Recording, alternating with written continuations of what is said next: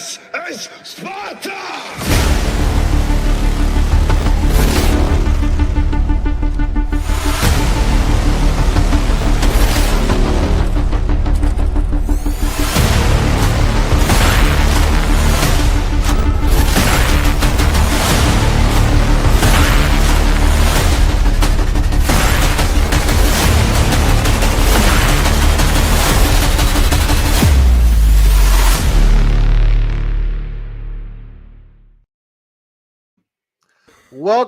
Welcome to the Lethal Geeks podcast, episode 20. I am your host, Costello, Sergeant Briggs, my partner in crimes. Please introduce yourself. Sergeant Murtaugh. How you guys doing? Leo Getz, Rock Talks in the house tonight. How's it going, everybody? Good. How's your week, guys, going? Doing good? Good stuff? Really good, man. Got my boys, their birthdays coming up soon. Nice. They've been bugging me to get them a PS5, so I finally went out and I got it for them. You getting them the Pro or the... I got them. Oh, you got it already. That's awesome. This guy right here. It's a Slim. They're turning 5, so I don't want them manhandling discs. And I have a large library of digital games on my PlayStation that I'm going to download it right to it for them, and they're going to love it. Nice. I'm so excited to give it to them. But yeah, that's what I've been dealing with right now. Cool. What about you guys? Parents have been. I've been visiting. I'm also getting ready to sell a house. My family and I, we own a 3-family, so I've been pretty much this weekend working on it. So, yeah. Nice, man. Staying busy. Charles, how about you? Oh, nothing, man. I've just been chilling. I look forward to my weekends, and they're not long enough. So, yeah, I've been actually doing things that I normally don't do, like break in my Xbox and actually play video games. So that's pretty much what I've been doing. I don't play all the time, so yeah. Enjoy it while you can, bro. And I also watched Devil May Cry this week. Yes. Which we will talk about today. So don't worry, we're going to get to, there's a lot of topics to talk about today because a lot happened this week. But before we start, there's not a lot of topics. Actually, there's only about 6 or 7 topics. We're not going to keep anybody all night. We will run to about 11 o'clock, bro. Come on now. But there's one particular subject that we do want to talk about, and that kind of segues nicely into our guest for today. So, we're going to get it popping. All right. So quick. So please, Charles, the rules. Let everybody know. Rules of the platform. Real simple, guys. We don't care what side of the fandom you fall on, whether you love Gunn, hate Gunn, love Snyder, hate him. As long as when you come on this show, you come in the chat, you respect everybody, you respect their opinions.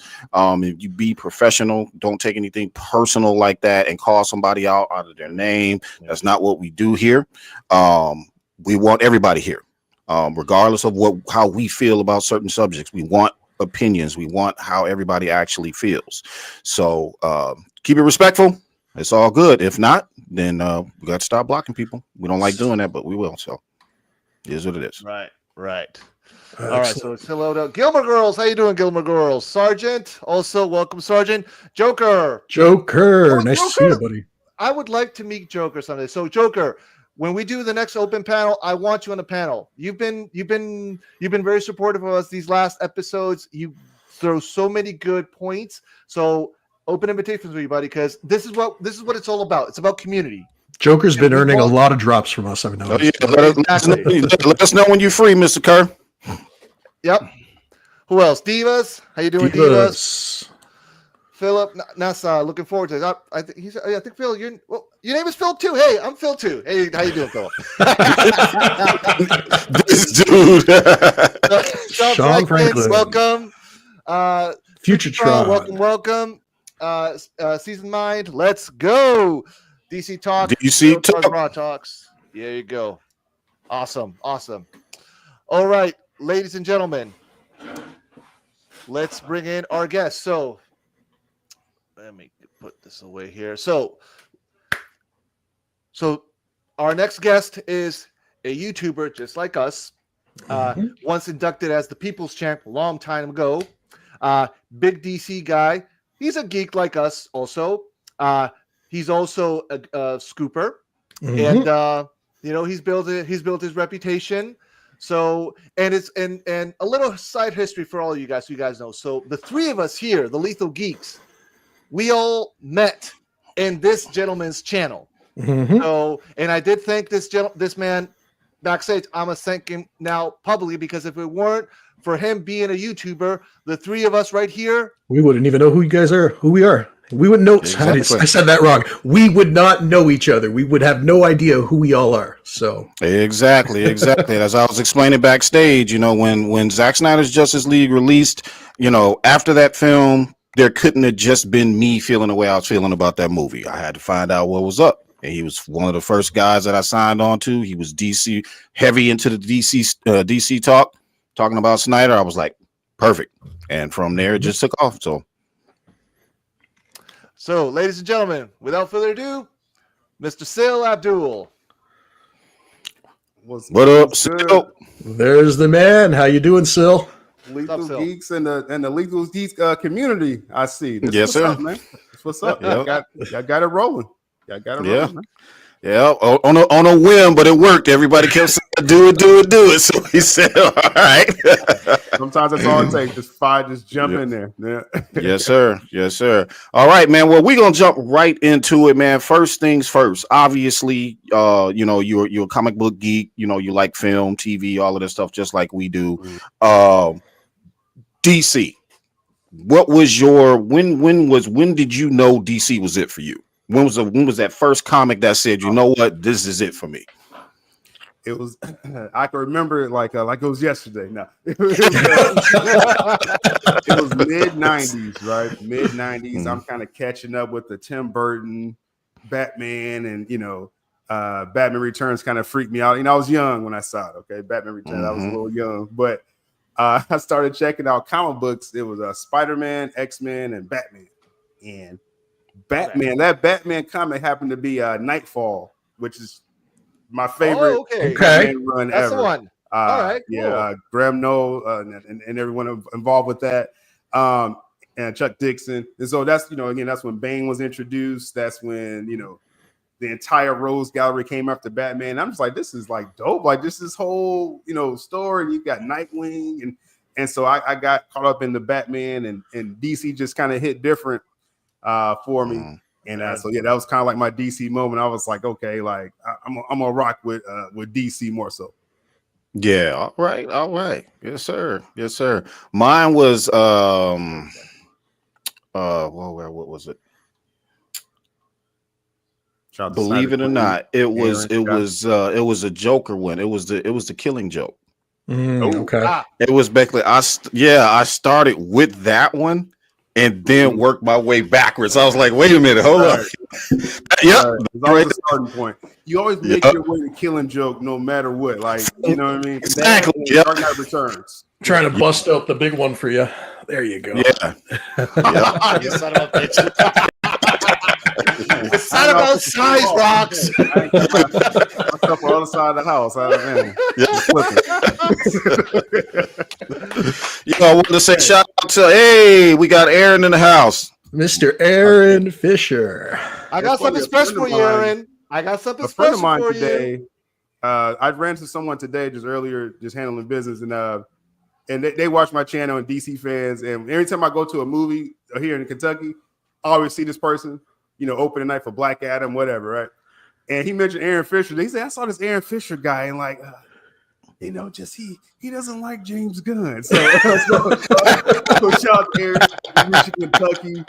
They talking about you on the streets, man. Yeah, I want to give a shout out to him real quick because I'm pretty sure his quote came up in the Hollywood Reporter. Oh, we're gonna get to that. So shout out to Aaron Fisher. We'll talk about it later on. Yeah. Stay tuned, Aaron. Yeah. Stay tuned.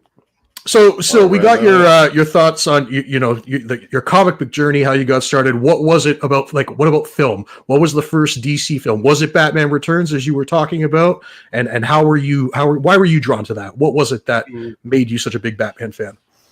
As far as like in film, because at that time, you know, I'm kind of catching up, and like I said, the Burton stuff is a little dark, and then we're in like the Schumacher era at this point, and so that's when the guy, you know, got a little wacky, as they say. overall. And Aaron, no, they said you hate James Gunn. I want to make sure I quoted them right. They said you hate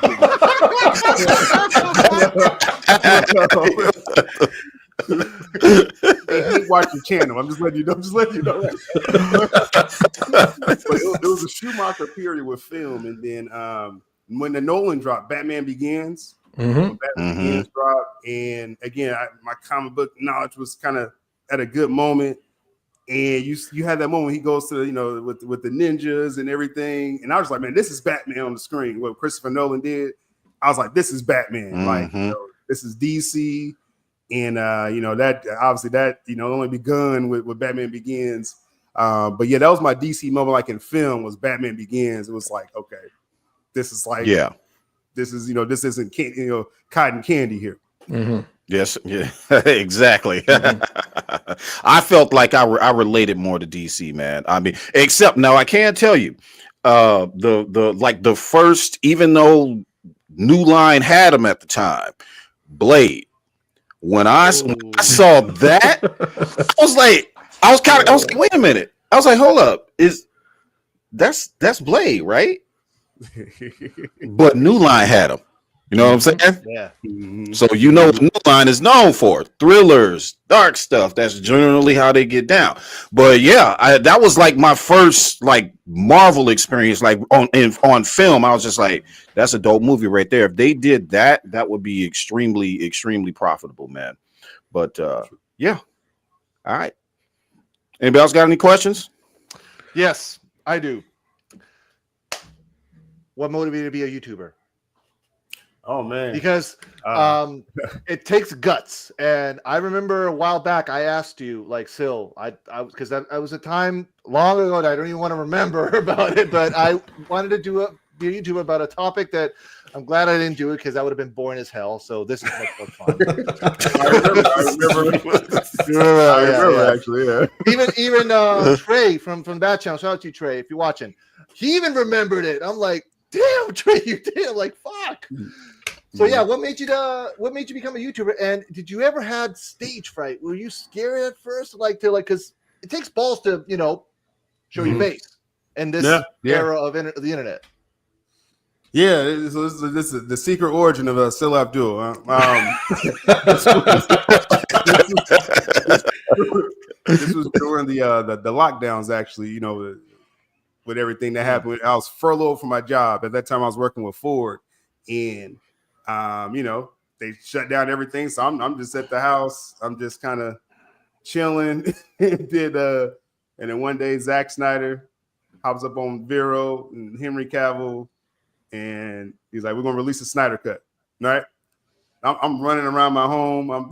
Because I'm waiting for the Snyder cut to come out. Like this is crazy, right?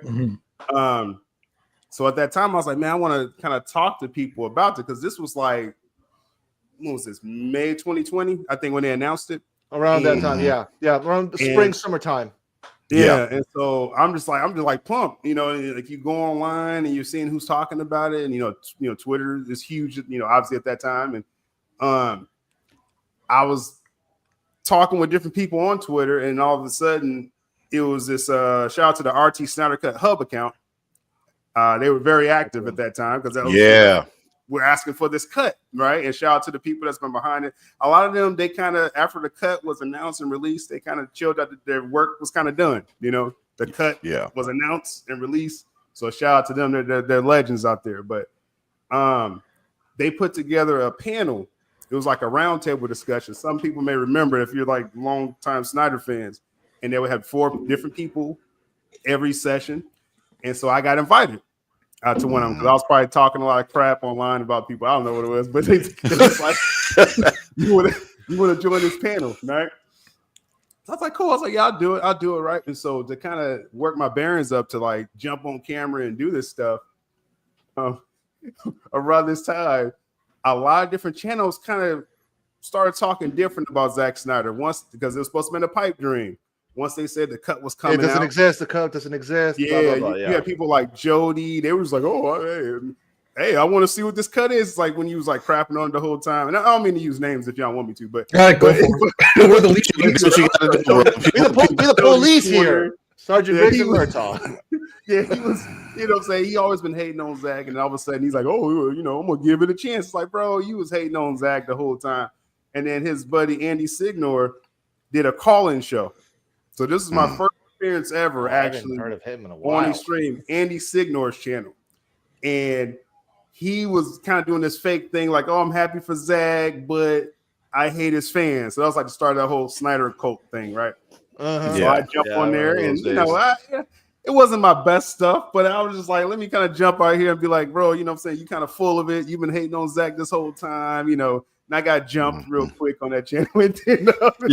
Fast forward to the day, and you still got it in digital form. And I mean, they going nuts on X, boy. Just bot number 8562237.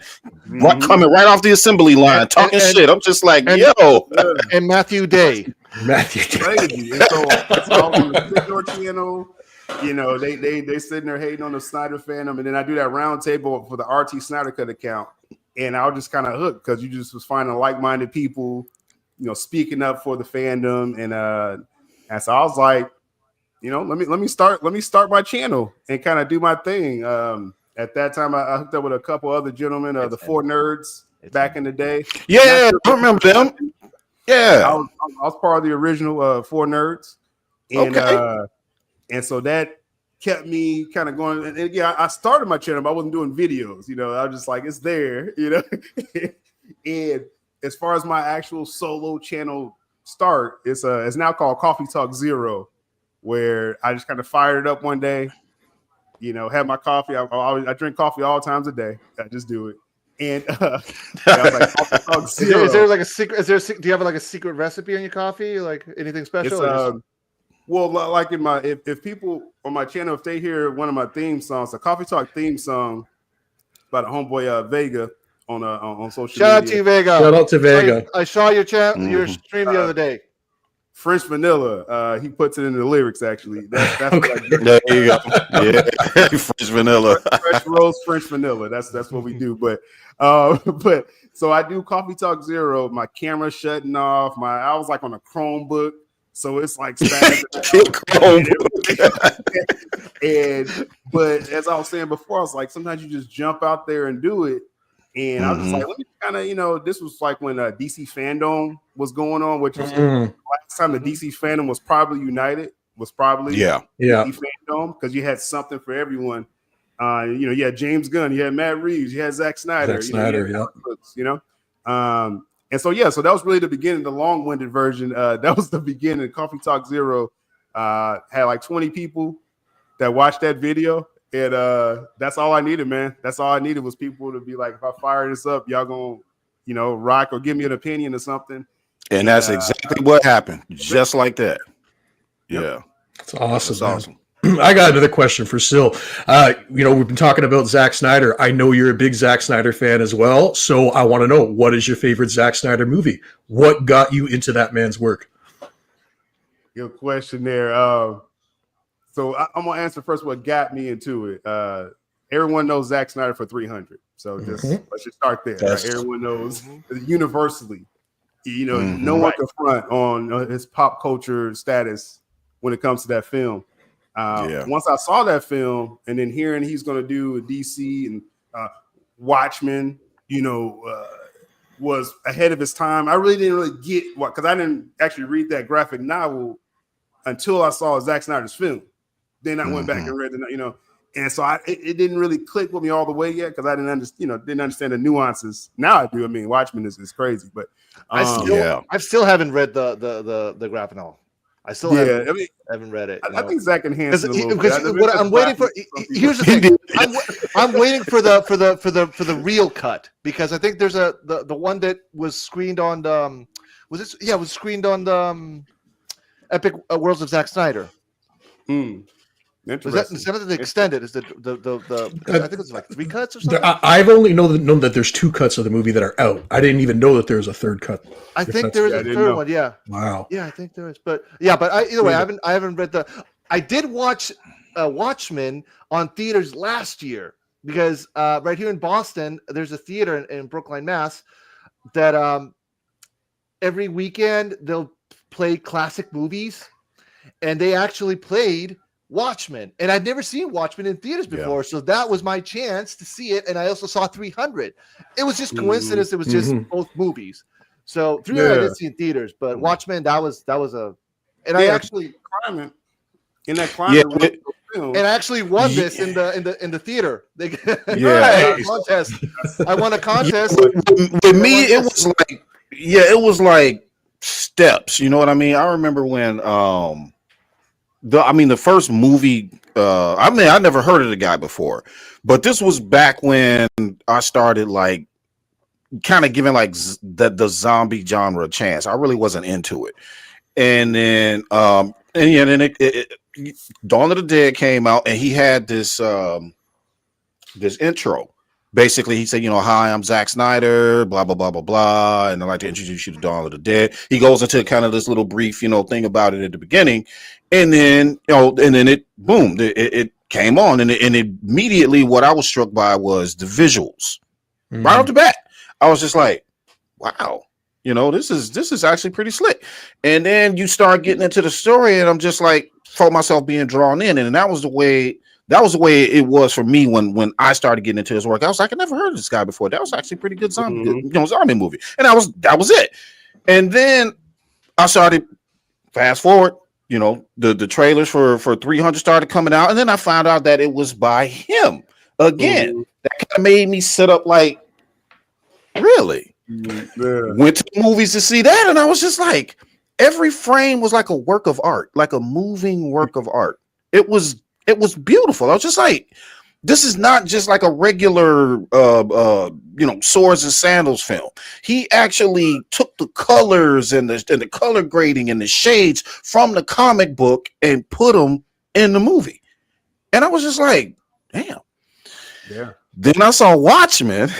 And I was sat up some more, and I was just like, same dude. I was just like, is he gonna be the guy to run DC now? Who is this guy? And I was like, that movie was dope. Watched it over and over again after that, right? Rorschach, my favorite character, and that whole joint that's my dude right there. Yeah. Wife to watch. And then I saw the first 19 minutes of Man of Steel on Krypton. And he had me sold two ways. One, my favorite comic book director, period. He got me after that. And two, he made me like Superman. I mean, he made me really like Superman. As Superman, I didn't hate him as a character, but I always thought he was boring, like everybody else did.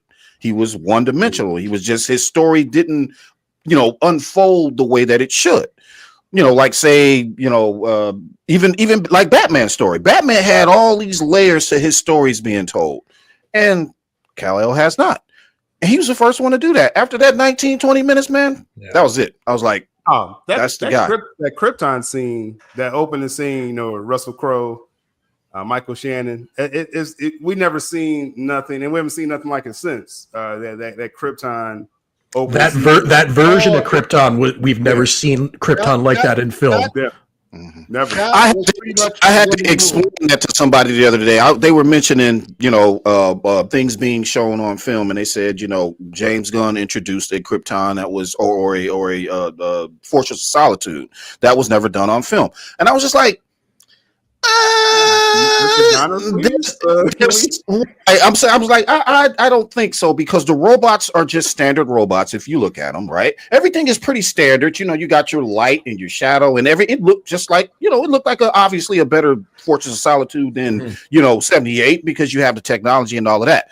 But what I tried to explain to them was this: Zach introduced, he called it liquid geo, but I know where he was going for. If anybody is into physics like me, basically Kryptonians are able to manipulate matter, all types of matter, using whatever resources they do. They're everything that you see on Krypton is not built. It's grown. It's organic. It's bioorganic technology.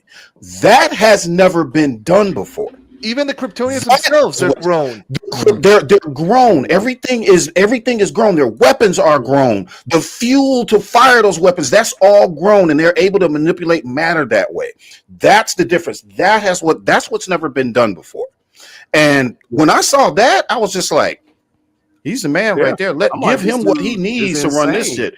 Yeah. So watching Man of Steel, and again realizing this is the 300 guy, this is the Watchmen guy, Zack Snyder. I'm like, okay, this is the best Superman experience I've ever had, my lifetime, right? And so to go online and see how people was like, oh, not my Superman, all this stuff. It's like that's when Facebook was getting crazy back in the day. But to answer the question as far as what's my favorite, Zack Snyder, I had like a 1A, 1B type thing. Obviously the Snyder cut, because just the journey of getting that film, was such a journey. And we had, we did it was a trending event. Snyder Queen, she was a part of it on Twitter, and other people was very active. Aaron was tweeting about the Snyder cut as far as the anniversary, right? And I was like, man, you're talking about this anniversary? Sorry, Snyder cut, yeah. This anniversary being right?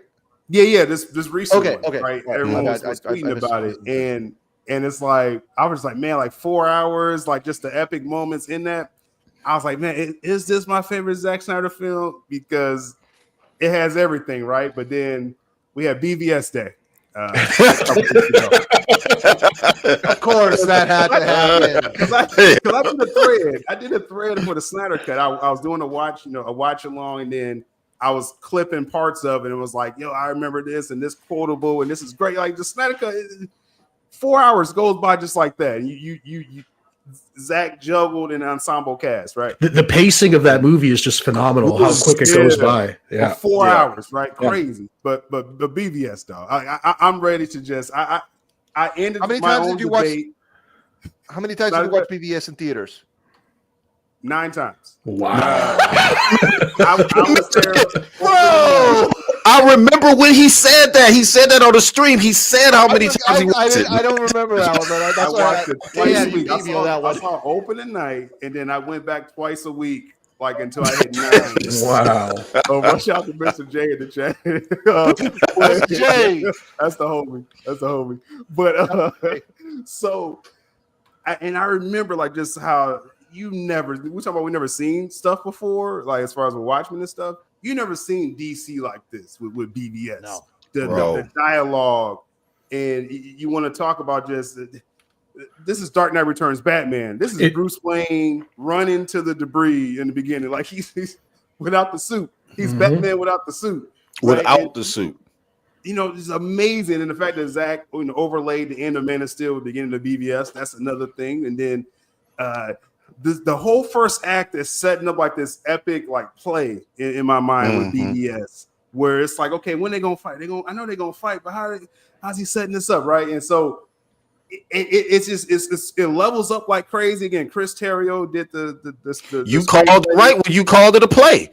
You called it right there. That was Shakespearean, man. Yes, exactly. You get to the third act. I'm sitting up, and I did another watch along for BVS Day, and I'm clipping stuff. But what's different with that and Snyder Cut, like for BVS, I'm doing like 2 quotes per scene. Like I'm like no, this was dope. Then this was dope. Have you ever seen those videos online where they're literally playing Man of Steel, the ending of Man of Steel, all the destruction, and the beginning of BVS, and it's literally matched up. It's absolutely perfect. Crazy. The fact that Zach is able to pull that off is what just. He's a madman. Zach is a visual madman, right? And so he does that. And this is all before you get to the third act. Then you get, well, first you get just again crazy quotables, where Bruce like, I'm older than my father ever was. I'm like, you're killing me with this dialogue, bro. Y'all eating this up, right? You know what I'm saying? Yeah. And then third act, you get Batman versus Superman. You get the fight. You get the Wonder Woman entrance. You get Doomsday. You get the Batman warehouse scene. You get the death of Superman. The death of Superman, yep. Yeah. All in one act. One act. Crazy. Right? And it's all like, this is the greatest CBM I ever saw. BVS is the greatest. Yep. Nothing matches it to me. I mean, people gonna have your favorites and stuff like I like, Infinity War. Like that's a good CBM film. Spider-Man 2 with Doc Ock. That's a great film. That's like great film. Love that one. That's the Those one. Are all great yeah. films. I've never felt the way I felt third act of BVS with any other CBM. That's it. I probably never will. You can't match just the crazy concoction right there. I don't think we'll ever see anything like that again. Oh yeah, that was his story. Yeah, that was definitely it had it all, man. It had that drama, it had that tragedy, it had it all the way to the very end, man. And it was just like wow. And then once you heard that Zack Snyder's Justice League was coming out, you're just like, come on, bro. Let's go and finish this off. Yep. And the first time I heard Steppenwolf speak, talking about they're primitive species, unevolved in that war with one another, too separate to be one. I was done. I was like, that right there, that is some dialogue right there. Right there. That's my type of DC, bro. Like that's that's the bar. Dope. And this is probably why I don't take other people's approach on DC like I don't try to be too hard on anyone that's going to try because you're never going to match that bar. It was set too high. It was set way too high. He did. He said it high on purpose, bro. He was just like, watch this. And he was like, if y'all don't understand it, and this is him with the execs. If y'all don't get it, y'all don't get it. I'm leaving y'all behind. But this is it right here. You want your universe to take off and be separate from the rest? Do it this way. Do it like this. Ahead of his time. Ahead of his time. All right. Zack has always been ahead of his time. Even right now with Rebel Moon, everything that he's got he's always been ahead of. Hence why he's gotten so much shit from Hollywood and all the fucking crazy people. Because again, the man has always been ahead. Yeah. Nolan has always been ahead. That's why those two guys. That's why Nolan picked him. Thank you, Syl. And for those again who are listening, listen very carefully. The man directed. Okay, the idea of how he wanted to fashion that film visually was all him, but the brainchild, that's Chris Nolan. So please believe that. And David S. Goyer, they came up with that. That was their writing in that film. All right. And Zack was like, I'm following this as close as I possibly can to down to a science. And he did that. Okay. So please believe when you dissing Snyder, you dissing Nolan. Yep. It is what it is.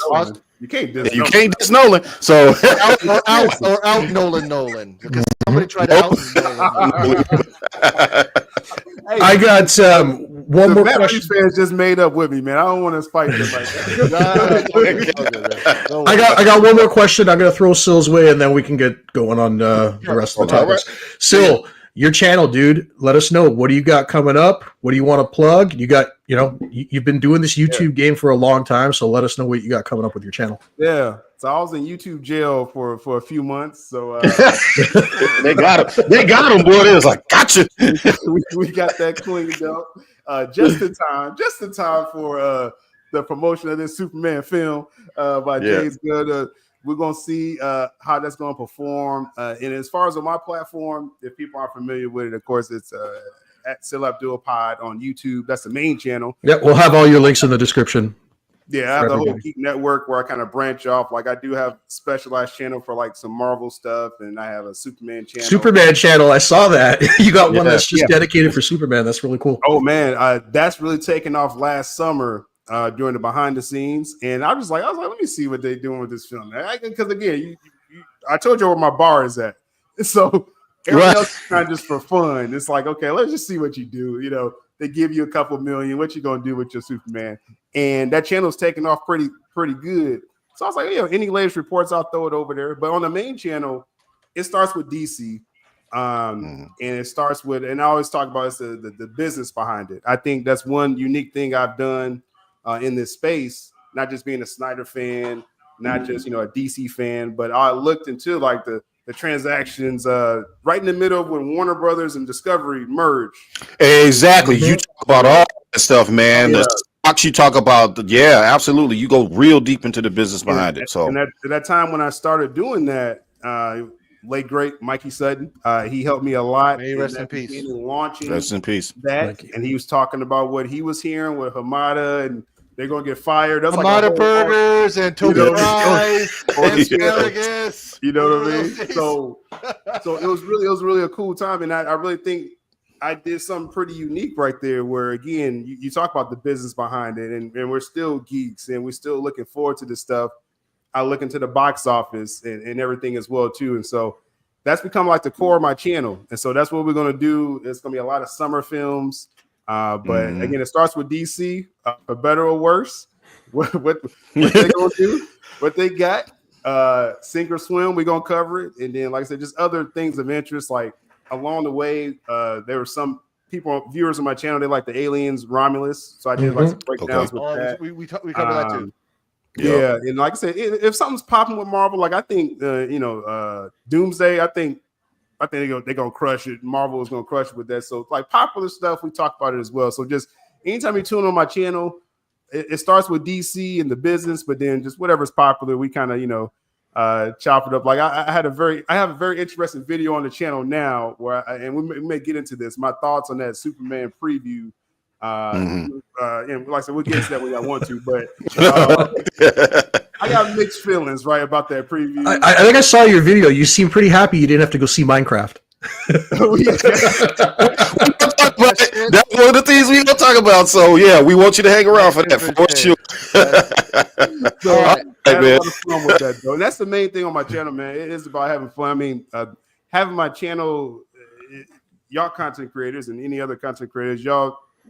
Imagine if they're like, the time you put into your channel, we're not gonna pay you for it. And it's like that kind of sucked for a few months, kind of zapped the joy a little bit. But now we back. We back. So I've been pretty free from this. We've been dealing with something similar as well. So yeah. It's not fun. Rocks and we've been fucking trying to.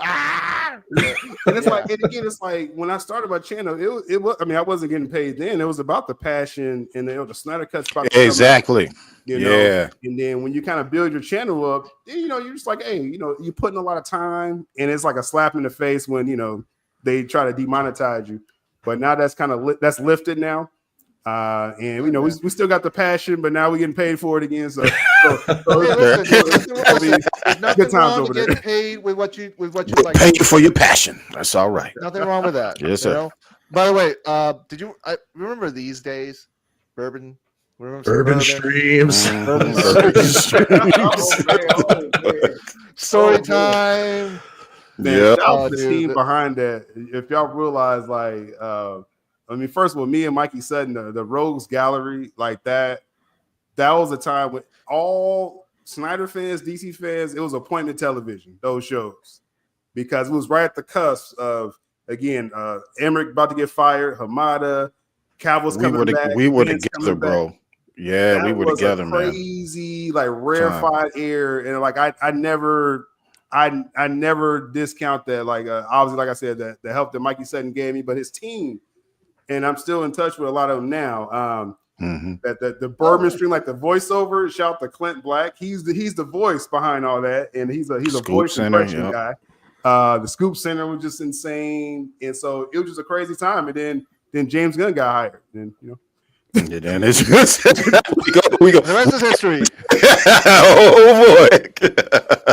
And then James Gunn got hired. Wonk wonk. Womp womp. Well, all right. So before we get into these next topics here, shout out again. Thank you, Syl, so much for showing up with us, man. Yes, thank you, Syl. Thank you. We can get deep into talking about these other topics, especially the one about this preview that came out. So we're gonna go ahead and dig into it. Phil, what is our first topic, sir? Before we move to that, I just want to share this real quick, just to refresh people's memory. Okay. Enough said. There's no superhero science fiction film coming out these days where I don't see Zack Snyder's influence. Zack Snyder's the blueprint? That what we're saying? Mm-hmm. Pretty much. Okay. Unfortunately, we lost the Batman. And how do you feel about the Batman Forever movie? Because I know a lot of people out there are still fighting for. Let me correct you right quick. No, you youngins lost a Batman. I lost an Iceman. Gun, bro. That's who I lost. I lost a real genius. You remember the movie Real Genius? If you know, you know. That's who I lost.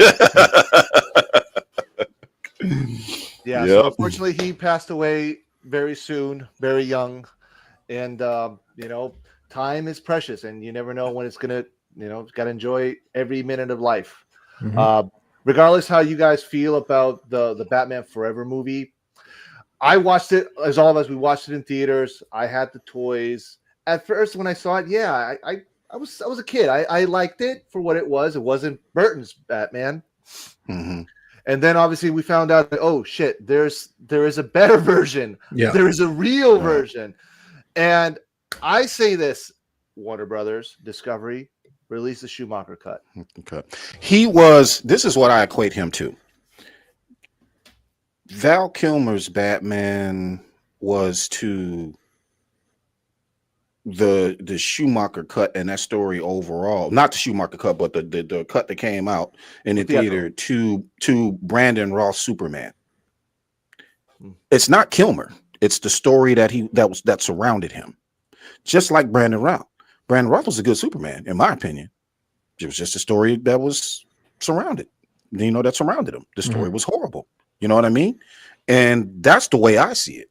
So if Schumacher got a cut, you know, that was way better than what they did. Yeah, let's have it. You know what I mean?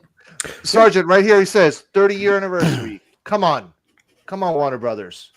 And like it makes sense to release it, man. Like, you know, the fan base would eat it up. We would support that 100%. They would make a killing. You guys could even release it in theaters for a limited time. I'm sure you guys would make your money back.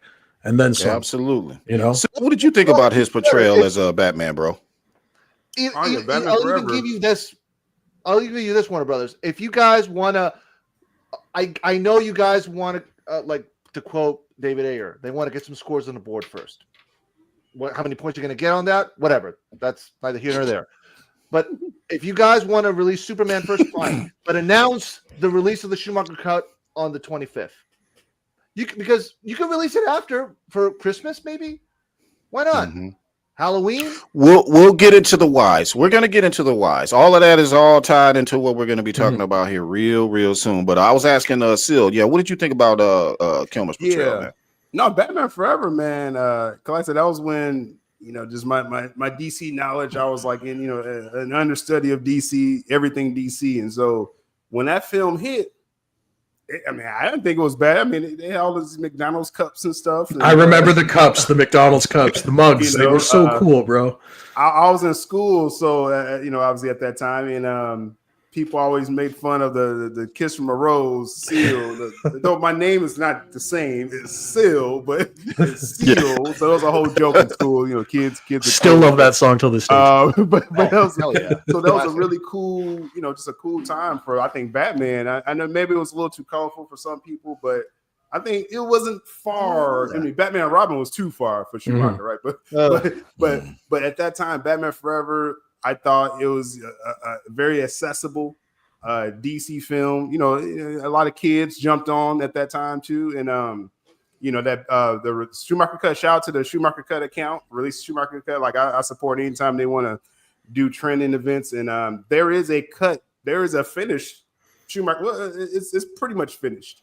I heard Kevin Smith's seen it. Yeah, he screened it. He screened it. He screened it. That's right. And he was only able to do it because he couldn't charge for the tickets. So he had some other event, and the bonus was you got to watch the Schumacher cut at that event. And so it's there. It's accessible. It's put it out there, man. If people, you know, it's supposed to be about money. And so if you want to right here, Michael Cooney says it's a gold mine. There you go. Yeah. So I'm all for it. Awesome. No, I was always bigger on Batman Forever than Batman and Robin. I thought Batman Forever was the better of the two Schumacher movies. So rest in peace, Val Kilmer. You know, he leaves behind a legacy that will never be forgotten. So, absolutely. Once Batman, always Batman. So exactly. I know the Iceman. I get what you're saying, Charles, with the Iceman.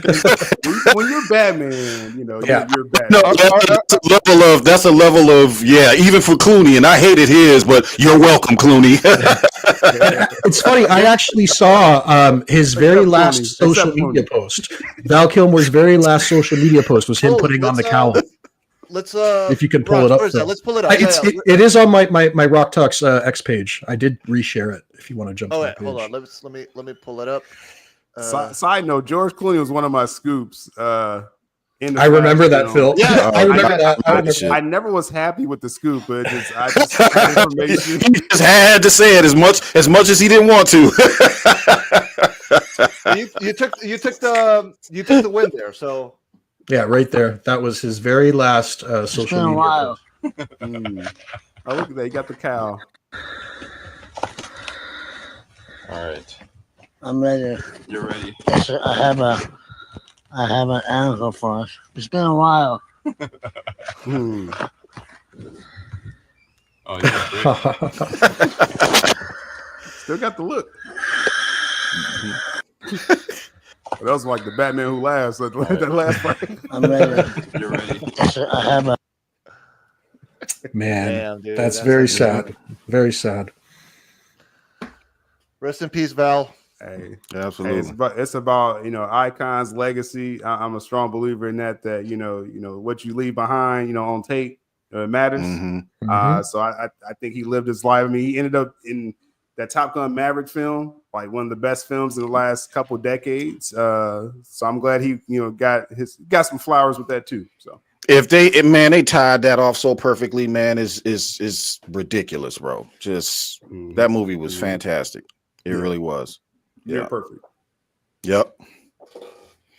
All right. Alrighty. So our next topic, we were talking about him just a few minutes ago, but we're gonna talk about him again because in this podcast, we are not just geeks, but we're also movie lovers. And for all you joining us right now, please like, share, and subscribe to the channel. We're a family here. Everybody's welcome to the community. Please join us. Everybody's welcome. If you guys have an opinion, as long as it's respectful, we want to hear it. And Absolutely.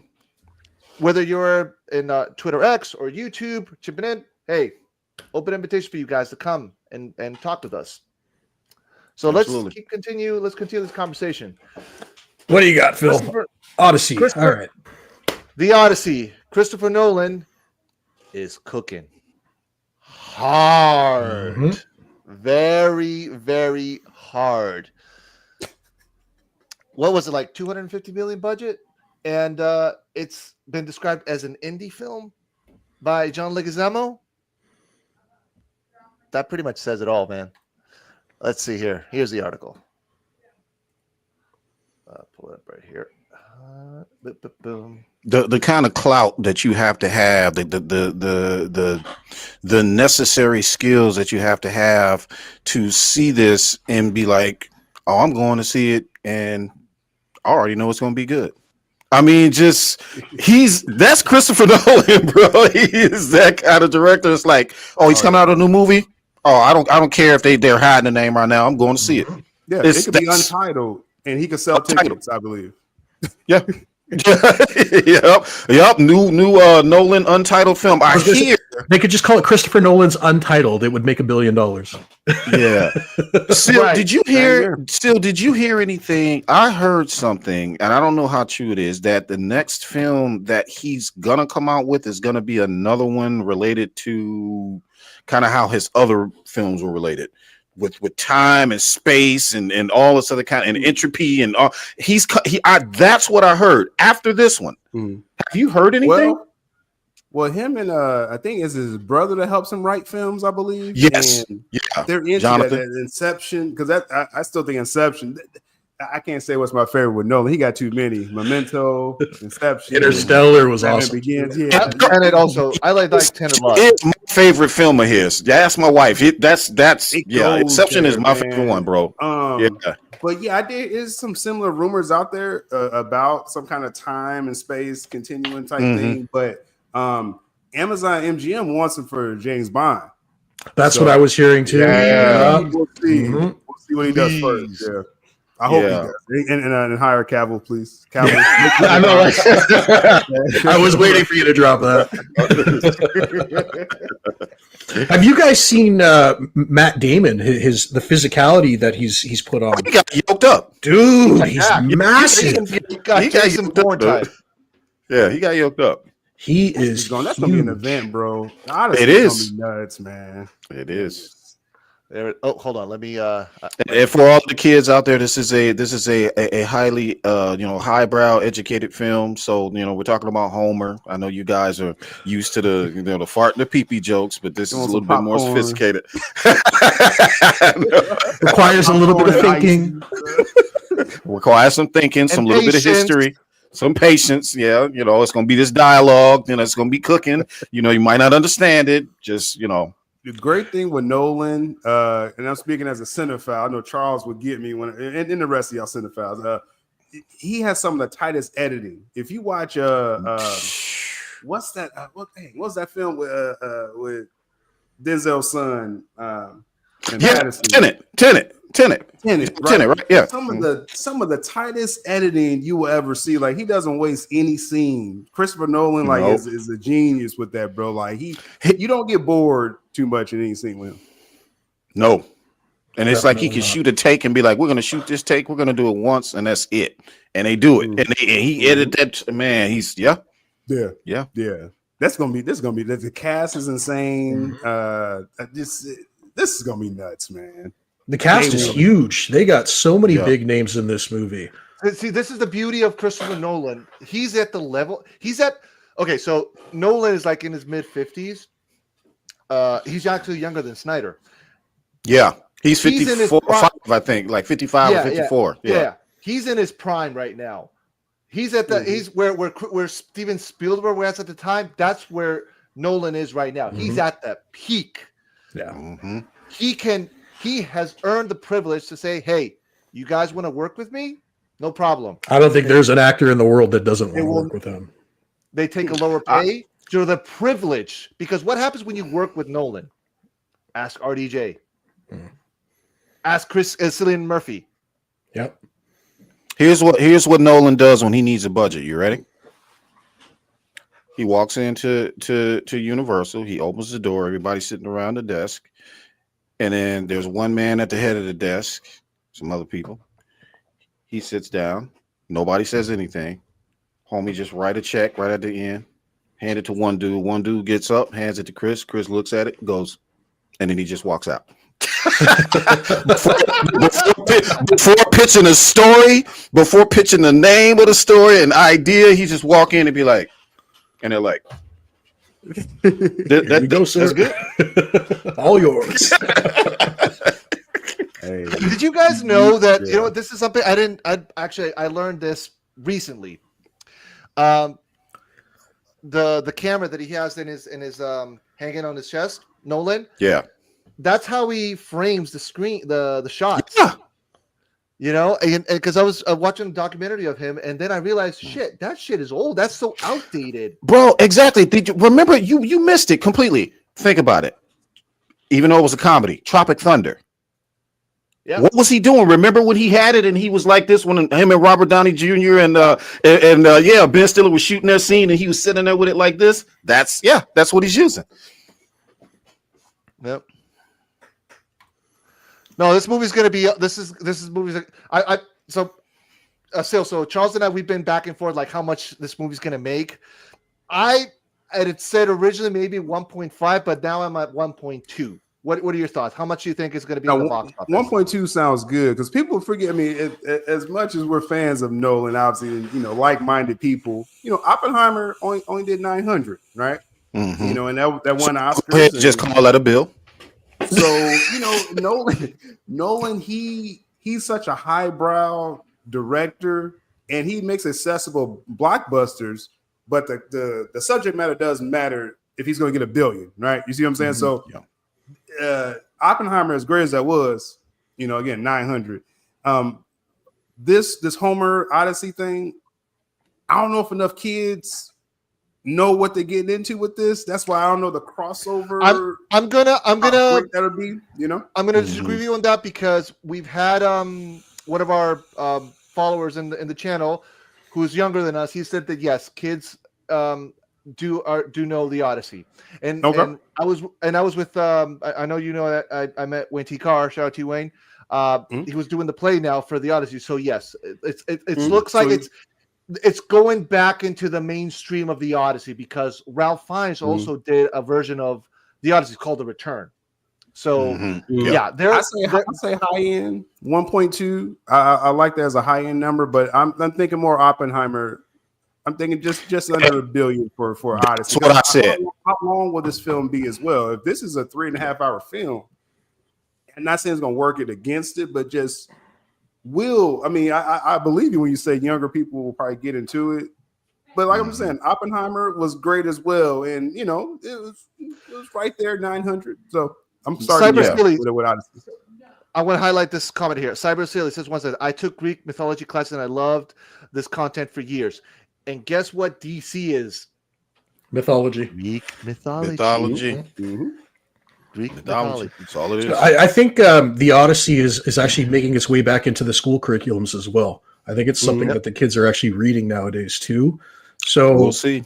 You might be right, Syl. I'm not going to disagree with you. I think your number is right on. I do agree with you. 1.2 does sound about right. Yeah, that's a good high end. That's a good where if it really catches on. And of course, with box office, you need the critical word helps, but the audience score. That's what. And with Nolan, you know it's over 45 day window. Yeah, my low end is like 950, and my high end is like 1.1. That's where I'm gonna go. 1.1. We'll see. I also saw that he's now using shooting the movie with new IMAX technology, so the cameras are a lot lighter. Wow. Okay. So, he's always been on the cutting edge when it comes to IMAX stuff. Though. All of his films have always incorporated. You got to watch his stuff in IMAX, like no matter. Oh yeah, I saw Oppenheimer in IMAX for sure. So Cyber Sillies, you get a drop. Introduce a little anarchy. Upset the established order, and everything becomes chaos. I'm an agent of chaos. Oh, and you know the thing about chaos? It's fair.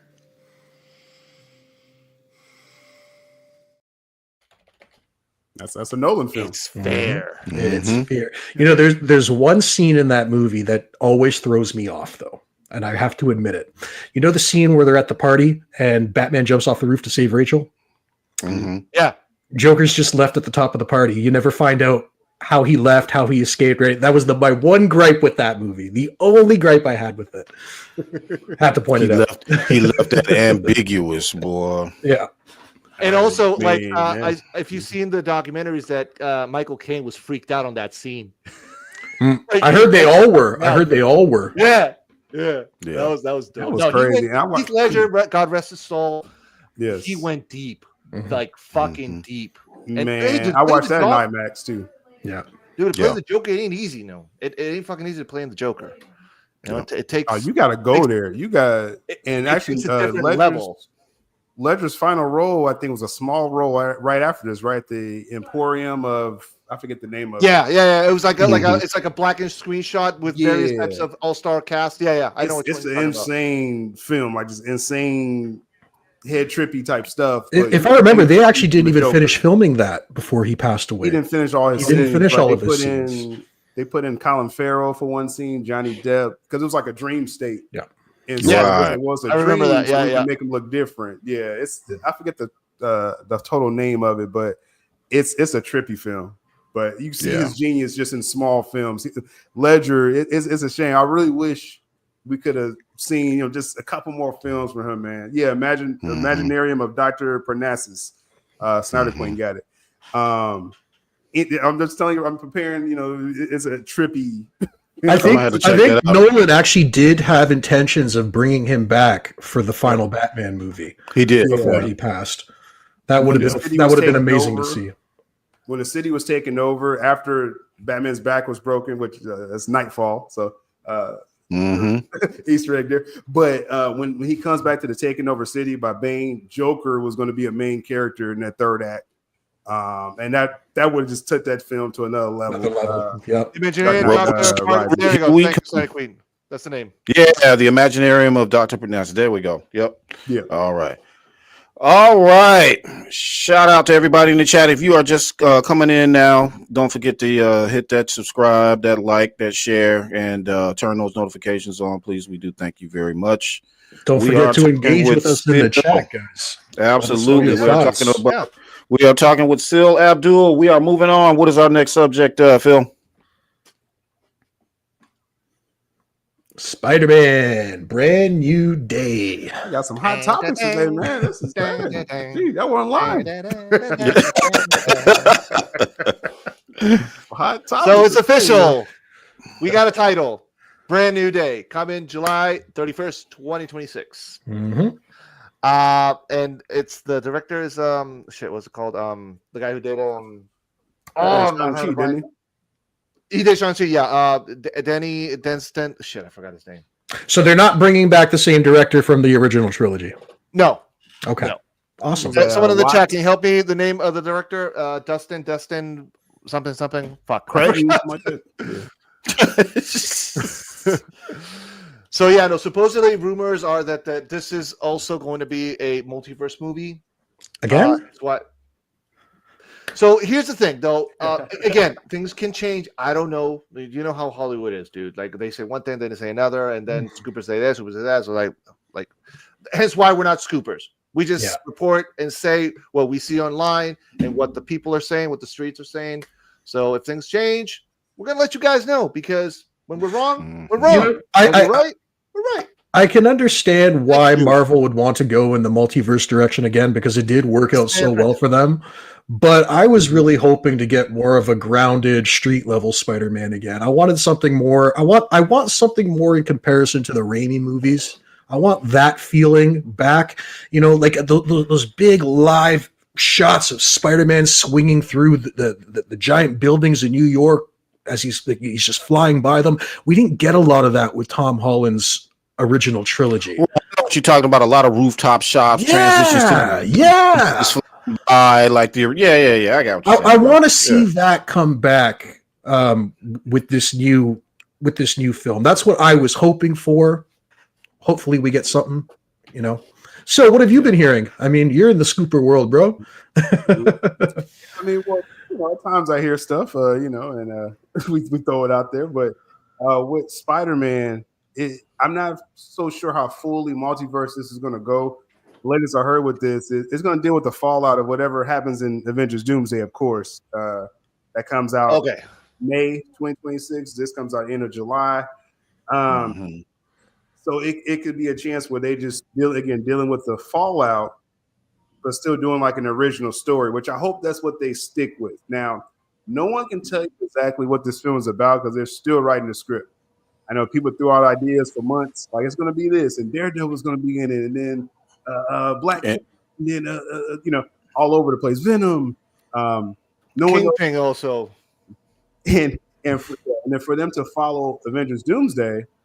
Avengers Doomsday has to finish their script still, so it's still open what this could be. But they say new day, so comic fans they probably think of the One More Day run from Spider-Man, one of the worst stories ever, Spider-Man history. For Mephisto, and then Brand New Day was after that, where they were just kind of, can we start something new? With that, so with them giving that title, I'm like, okay, I think it's gonna be more street level than we think, in my opinion. Okay. But we'll wait till they finish the script to get something solid. Yeah.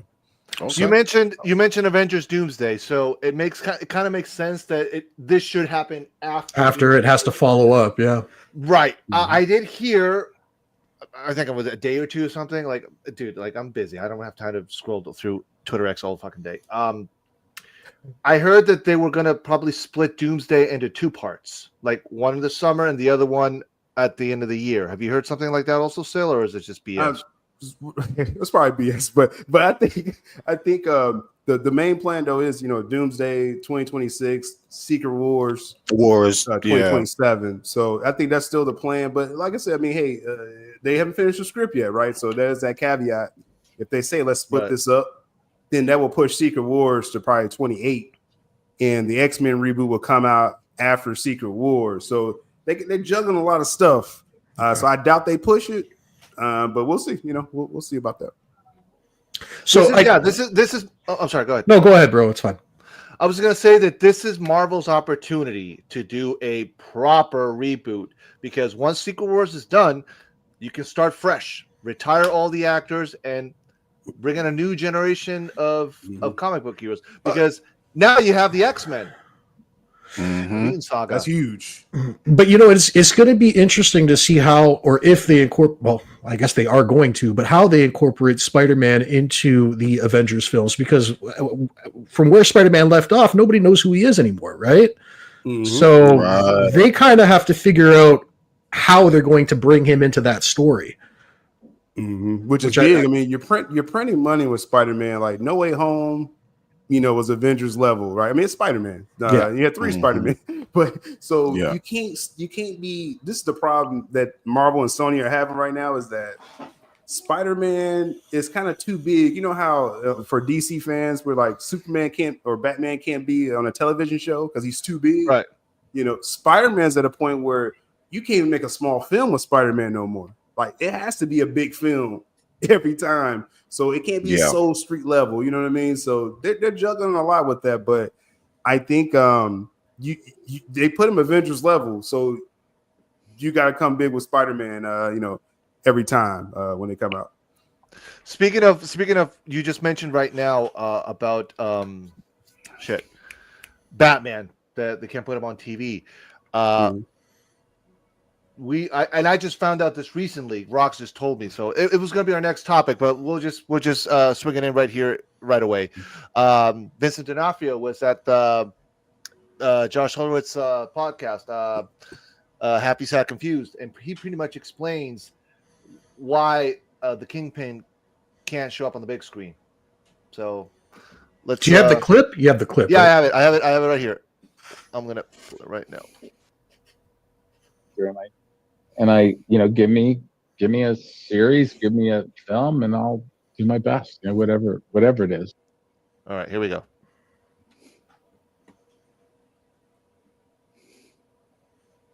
I think you got to restart it, Phil.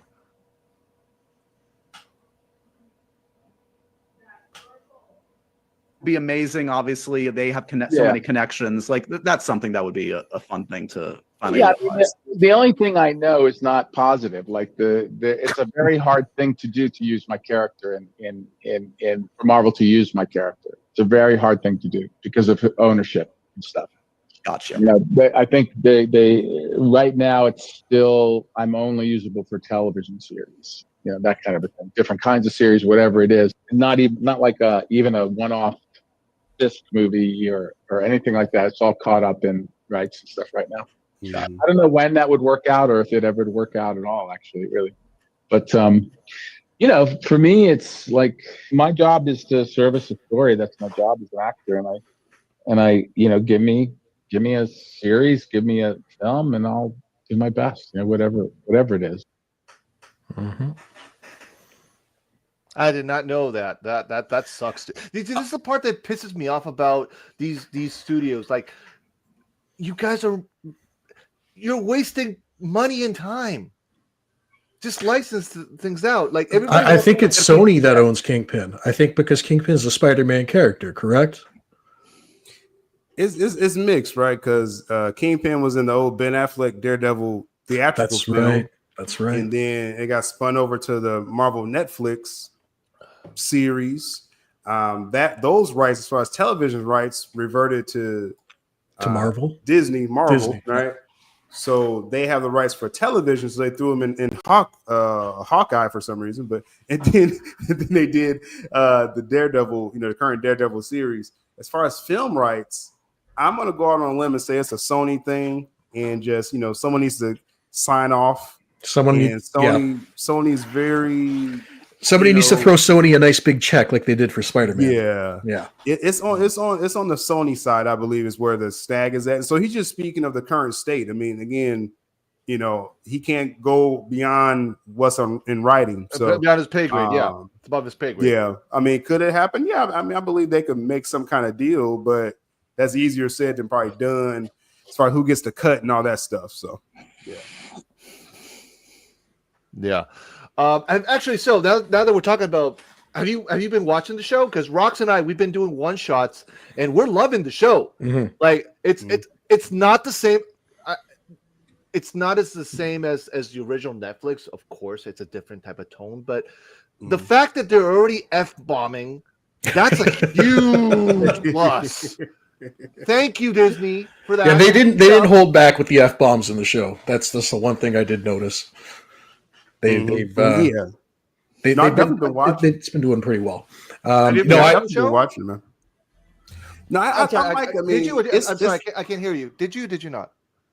Yeah, I like the show. It's nothing like the Marvel Netflix seasons. It's nothing like, but it's watchable. It's episodic. I see why they tried to retool it because they was making this more of like, hey, he's not wearing the suit. He's not wearing the suit.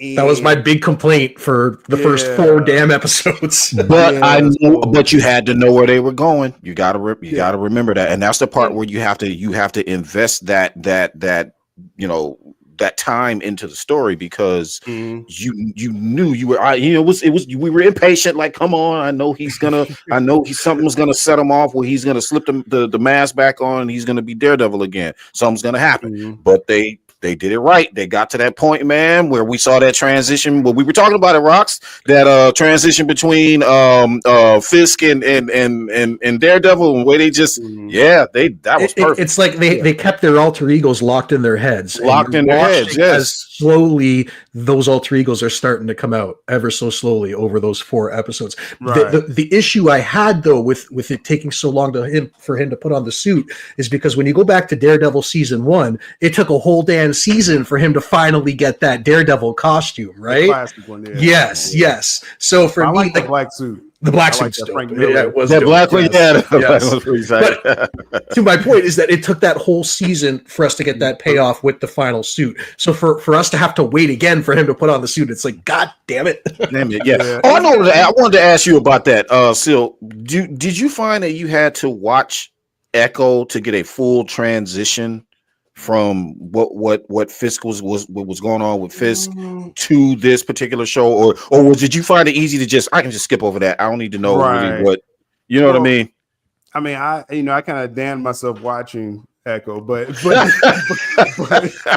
I don't think it's needed. Just that last scene. I was like, fuck that last scene of Echo kind of sets up he's going to be mayor. So that's right. You don't need Echo, but with the Daredevil show, this current show, I get it that, when you're trying to do a new season, a series, you got to do something different. So I get the story aspect, and Charlie Cox, he eats it up. You know what I'm saying? It's a good show. It is, but they're really going to cook. See, they jumped in and broke. It was supposed to be 18 episodes. So they cut it in half, and you got season 1. I remember that you and Mikey had said something about that a year ago. Yeah. Yeah. Season 2 is going to be what probably I'm more waiting for, and everyone will buddy. But it's going to make the season 1. You have to watch the season 1 though to get to season 2. So I'm looking forward to that. Suit on season 2. And finally, I was telling Rox, with the symbol, where are the D's? Yeah. Where are the fucking D's? I'm like, and they're coming, bro. Yeah, they're coming. and that's the thing, kiddies. We are patient. We don't need everything rushed right away. We can wait. But it gave us the hint there. Perfect. That's all I need. All right. Well, for your kiddies who don't know what he means, what he is talking about is, Kal-El's story being unfolded over 5 films as opposed to 1 film. That's all, baby. That's what he's talking about. It all ties back. It always always comes full circle. Facts. All right. Now, next topic. What do we got? That's Zack Snyder, baby. Let's go. Guys, you know what I'm going to do. Do it. Spartans! What is your profession?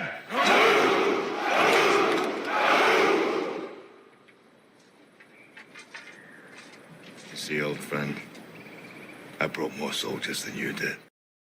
Ow! Ow! Ow! Ow!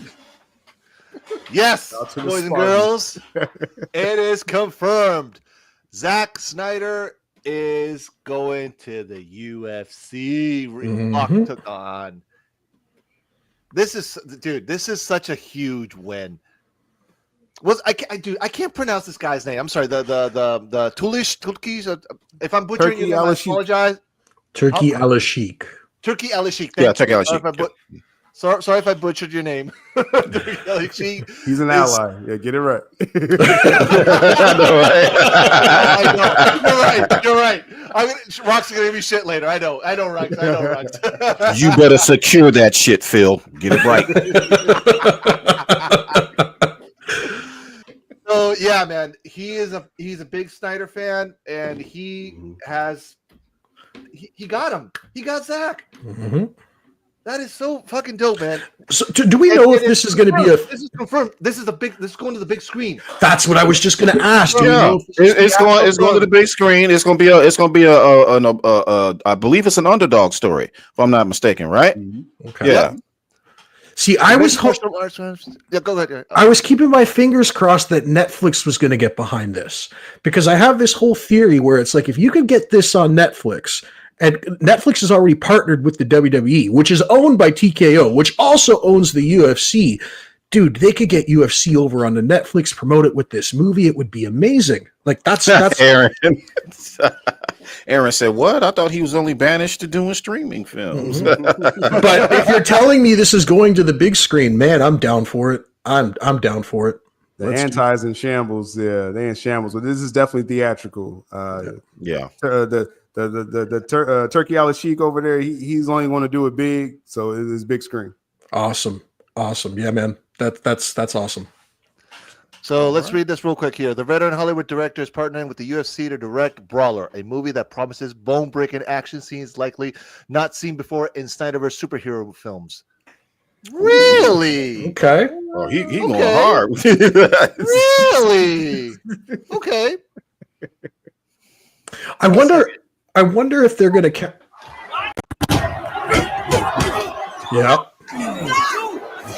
You were saying?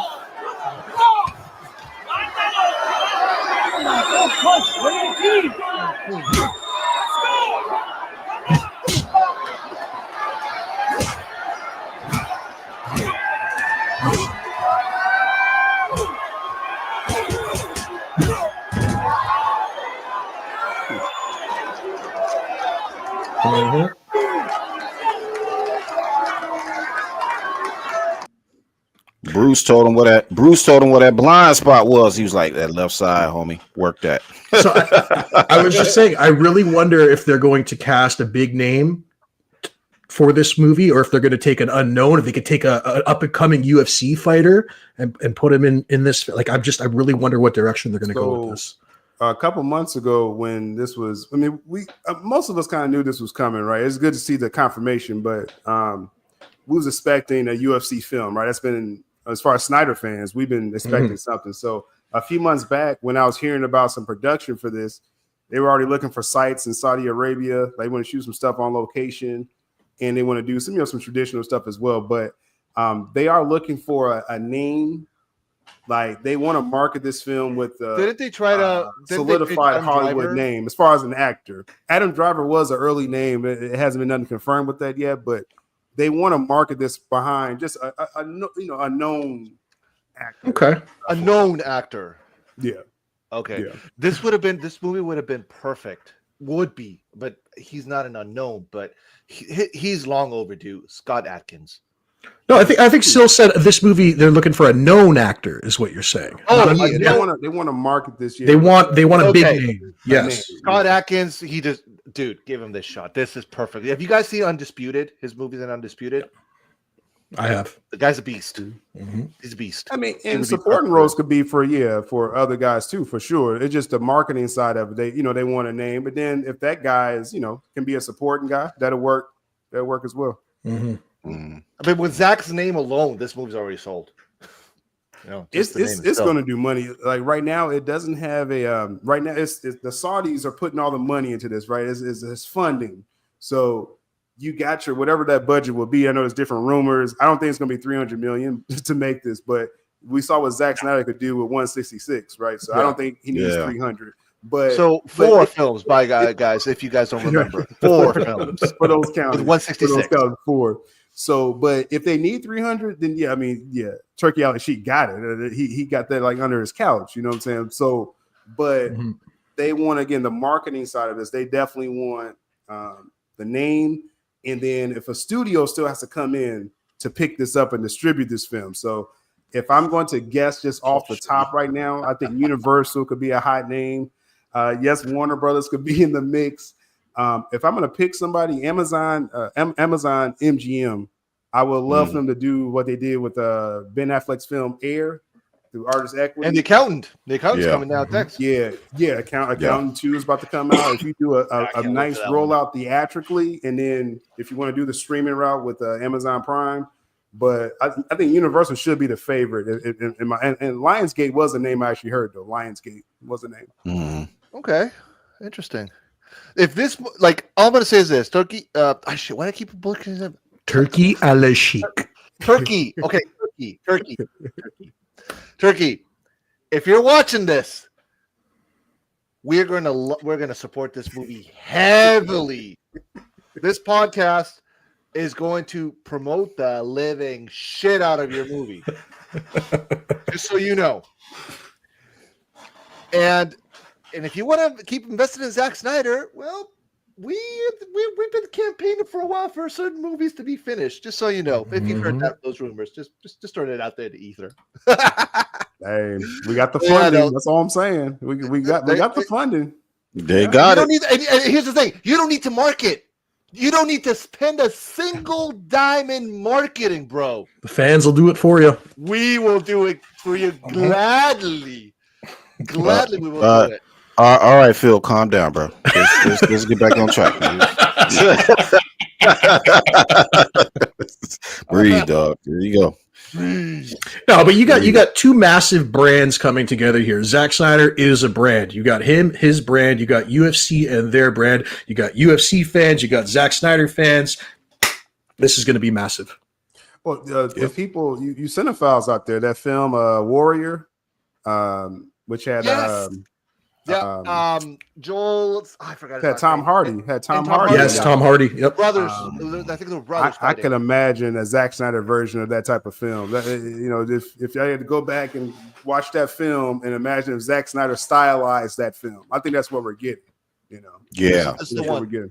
Oh shit! Hold on. This is the one. For you, all you guys who don't know what Syl's talking about, this is the one. Yeah. That's a great film. And I can only imagine Zack Snyder doing the fight scenes for that alone. Egerton, that's it. Joel Egerton, that's the one. Yeah, he's a pretty good actor. Yeah. See, hey Zach, go get Tom Hardy. Dust him off of this. Let's go. I know, right? Let's go. All right. So, gentlemen, it's time. All right, the subject of the hour. Everybody, go ahead and put their court jester hats on, and let's make the king happy. And go let me throw some pies at him right quick. And if I'm not happy, off with his head. Let's go. But before that, please, guys, like, share, and subscribe to the channel. Syl Abdul's here with us. If you're not subscribed to his channel, please make sure you guys check out Syl's channel at Syl Abdul. That's Syl Abdul Pod. Yeah, Syl Abdul Pod on YouTube. Yes, sir. It's heating up. It's almost summertime. It's heating up. There you go. All right. So, ladies and gentlemen, as we all know, the Superman footage, the 4 minutes and I believe maybe 50 seconds, something like that, 30 seconds, somewhere around there, was released. And it was released to, shall we say, mixed reviews. Some people, absolutely got into the fields, put the feety pajamas back on, got the cape on, got mama's breast milk in the bottle, and they was feeling it. Fresh diaper. Other people like myself wearing grown-ass pants, I wasn't feeling all that. Now, I don't know how you guys feel about it, but, what's up, Syl? What you got for us? You've been covering. I've been popping by, like I said, and I've been covering. You've been covering a lot of Superman stuff lately. So, your honest opinion, man. What did you think? Well, like I said on my platform, if people aren't familiar, I like to say I'm informative and objective. Right, so I have my biases. Obviously, I think we talked about a lot of my biases tonight. But she said that scream. I take things for what they are. I take things for what they are. So I did my full breakdown of that. So check out the channel for the full breakdown. But overall, crypto's a mass murderer. So, what are we doing, bro? It's a little menace, bro. Like that's the message you want to now. And I say this because on the other side, I hear from different outlets all the time. Like I have, I network with people in journalism. Like I network with, some of them are shields, some of them are honest, things like that. I say like that was goofy for me with crypto. It was gratuitous. It was just like, what gun? This is really. That's why you hear about these tonal issues with this film, because I'm like, on one hand you're doing that, and then on the other hand I'm liking the Forces of Solitude retracting. I'm like, okay, this feels like a bigger scale film when you do that. Did you feel like goofy robot dialogue on top of that? Oh, hold on. So 1 second. Let me just put this. So just to refresh people's memory.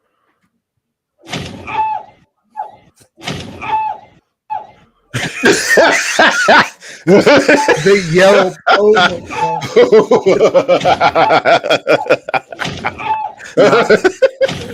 Yeah, Gilmore Girls. Oh yeah.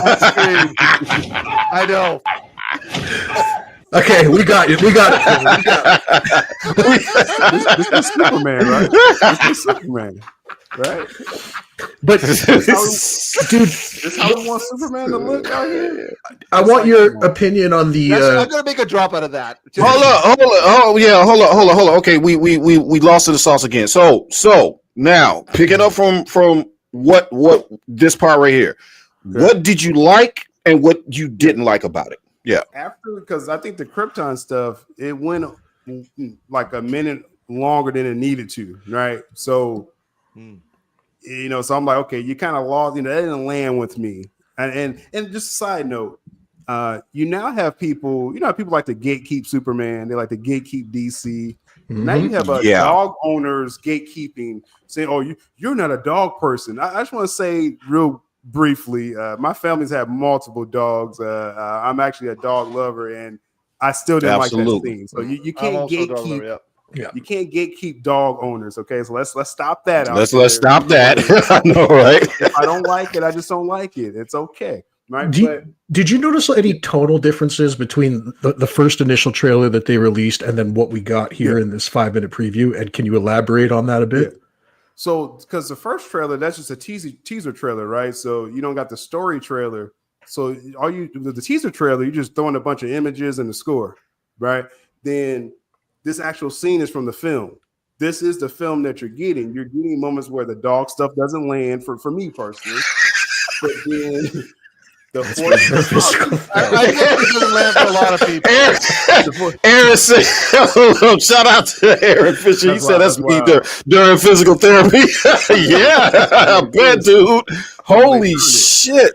Yeah. The Forces of Solitude stuff is more sci-fi, and that's more Silver Age Superman. So I'm actually open to the sci-fi elements. But like I said, then you got the robots, which are straight from All-Star Superman for the comic book fans. But you got this goofy dialogue, this James Gunn dialogue. So I already know what I'm going to experience with this film. It's going to be, there's some potential here, and then a goofy moment, a goofy dialogue, and it's going to be an uneven experience. Now, I say that, then from the outlets that I'm hearing from, they're saying the women and children general audience loves crypto. So they're doubling down on marketing for crypto. The next trailer coming out in a couple weeks, you're going to see more crypto, even more crypto. So this film is not going to be for a lot of people. It's going to be an uneven film. We've said it. We've said it multiple times. He's targeting kids. Why do you think they screened it on the Minecraft? The Minecraft movie, yep. It's for kids. They're trying to. They know they have been, and that's exactly what we've been talking about here. This is not this is not new. They've been trying this formula of targeting kids for quite some time, and they haven't listened to the past, and now they're doing it again. My feeling is you are literally trying to cut out a demographic of people of a certain age, my age, a little younger than me, whatever, that expect to see a more serious and adult take on the actual DC brand overall. He is literally now the problem I have is this. James Gunn, I wouldn't mind him being in DC if they did DC the way DC should be.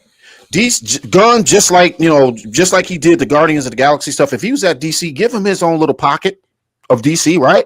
Where they got where he can do it up with the goofy characters and stuff like that. Give him his own pocket universe to work with. Don't give him a continuity. The main universe. The main universe to do this from. If you did that, I would be okay with that, simply because if he's able to tell the story that way, obviously he's talented in some regard. He's good with the whole animal, shoring up with the animals and stuff like that. Everybody loves that. He can pull that off all day. All right. But when you make that tone and those characters the main part of the continuity, you are alienating a part of the fan base, me, Syl, Rocks, Phil. You're alienating a part of people who wanted to see that Lord of the Rings epic, battle between Kal-El, Darkseid, and Green Lanterns, and all of these gods and all of this stuff. You are cutting out a part of the fan base that you can't get back. You didn't have to turn all of DC into this formula. Right. Mhm. You could have left it. You could have had a whole pocket joint just for that, and that would have been okay. It feels like Shazam meets Guardians of the Galaxy. That's how I see it. Yeah. It's got like that. It's like they're aiming for that same market that Shazam aimed for, and they're mixing in elements of Guardians, the same similar style humor, the costume look, all that. That's the vibe I'm getting here. I mean, it's jarring. That clip was jarring. And again, the more people I talk to, they're saying, yeah, that's the tone of this film, y'all. Like that's what this is going to be. Right. And so now with me, because again, I'm going to cover all DC. I'm going to talk about all this stuff. And I'm gonna have a critical eye on those moments where I'm like, okay, this is another James Gunn moment. Okay, this is what we're doing, and then it's gonna be something cool with Mr. Terrific. Yeah, I would love to see Mr. Terrific on the big screen. But then if you undercut the levity with Crypto jumping on his head, because there's a Crypto Mr. Terrific scene in this as well too, like a slapstick moment as well, from what I hear. So it's like, bro, this is gonna be an uneven experience, and going from, like you said, Charles, from Superman and Darkseid doing a standoff, through a boom tube, and we're going to this Crypto scene. It's complete. It's very jarring. It's literally like he said. It's almost like he said this. All right, I want all the adults to come into the room. Sorry, guys, no more adult stories here. We're gonna flip DC on its head and tell these type of stories. That's exactly what he did. And for everybody who said that this would not happen, told you so. Yeah, it's very. I told you this was going to happen. Yeah. Remember, we were discussing this a long time ago, Phil. We said we did not know the target audience he was looking for, and then one day it snapped in my head. Yes, we do. We know exactly who he's targeting. He's targeting kids. He's actually targeting grown men who want to remember themselves when they were 6 years old. I bullshit you not. You had one today, and I'm about to call this out because I have to do this. Oh, I wouldn't be me if I didn't. So here you go. Hold on. Let me hold on. Before you do that, let me pull him up. Hold on. All right, pull him up. There he is. I'm so disappointed on you, dude. Now, this man got the jammies on. He got the jammies on. But I'm gonna go into my problem with I'm gonna go into my problem with Angry Joe, and I'm gonna keep it brief. I'm not gonna give it this much oxygen. I'm just gonna say this. I followed your channel for a while. if you're listening, or if anybody decides they want to get word to him, y'all go ahead. If you're in here doing your thing, let him know. I'm real disappointed in you, bro, simply because in that short amount of time that you sat there and denigrated Zack Snyder fans and calling them weird and all of this shit. Wow, I want everybody Zack Snyder's I want let me finish, Rocks. Come on, bro. Don't take my shine. Let me do this, bro. Let me do this. Okay. You get up here because this shit pisses me off, man. You sit blatantly in a Superman suit from Zack Snyder's universe, and you open your mouth and you talk shit about Zack Snyder fans when I got you on clips talking about how much you love that universe and how much you went nuts and Henry Cavill and all this other kind of stuff. We got receipts for that, bro. How you gonna be a grown ass man, 40 years old, in a Superman suit talking shit about Snyder fans like you're 6 years old, and you are wearing the very suit? What I want you to do, Angry Joe, is since you are so on board and so giddy about this new universe that James Gunn is going to give you, how about you take that suit off and put the appropriate suit on? Let's start there. Go ahead. Okay, you done cooking? Okay.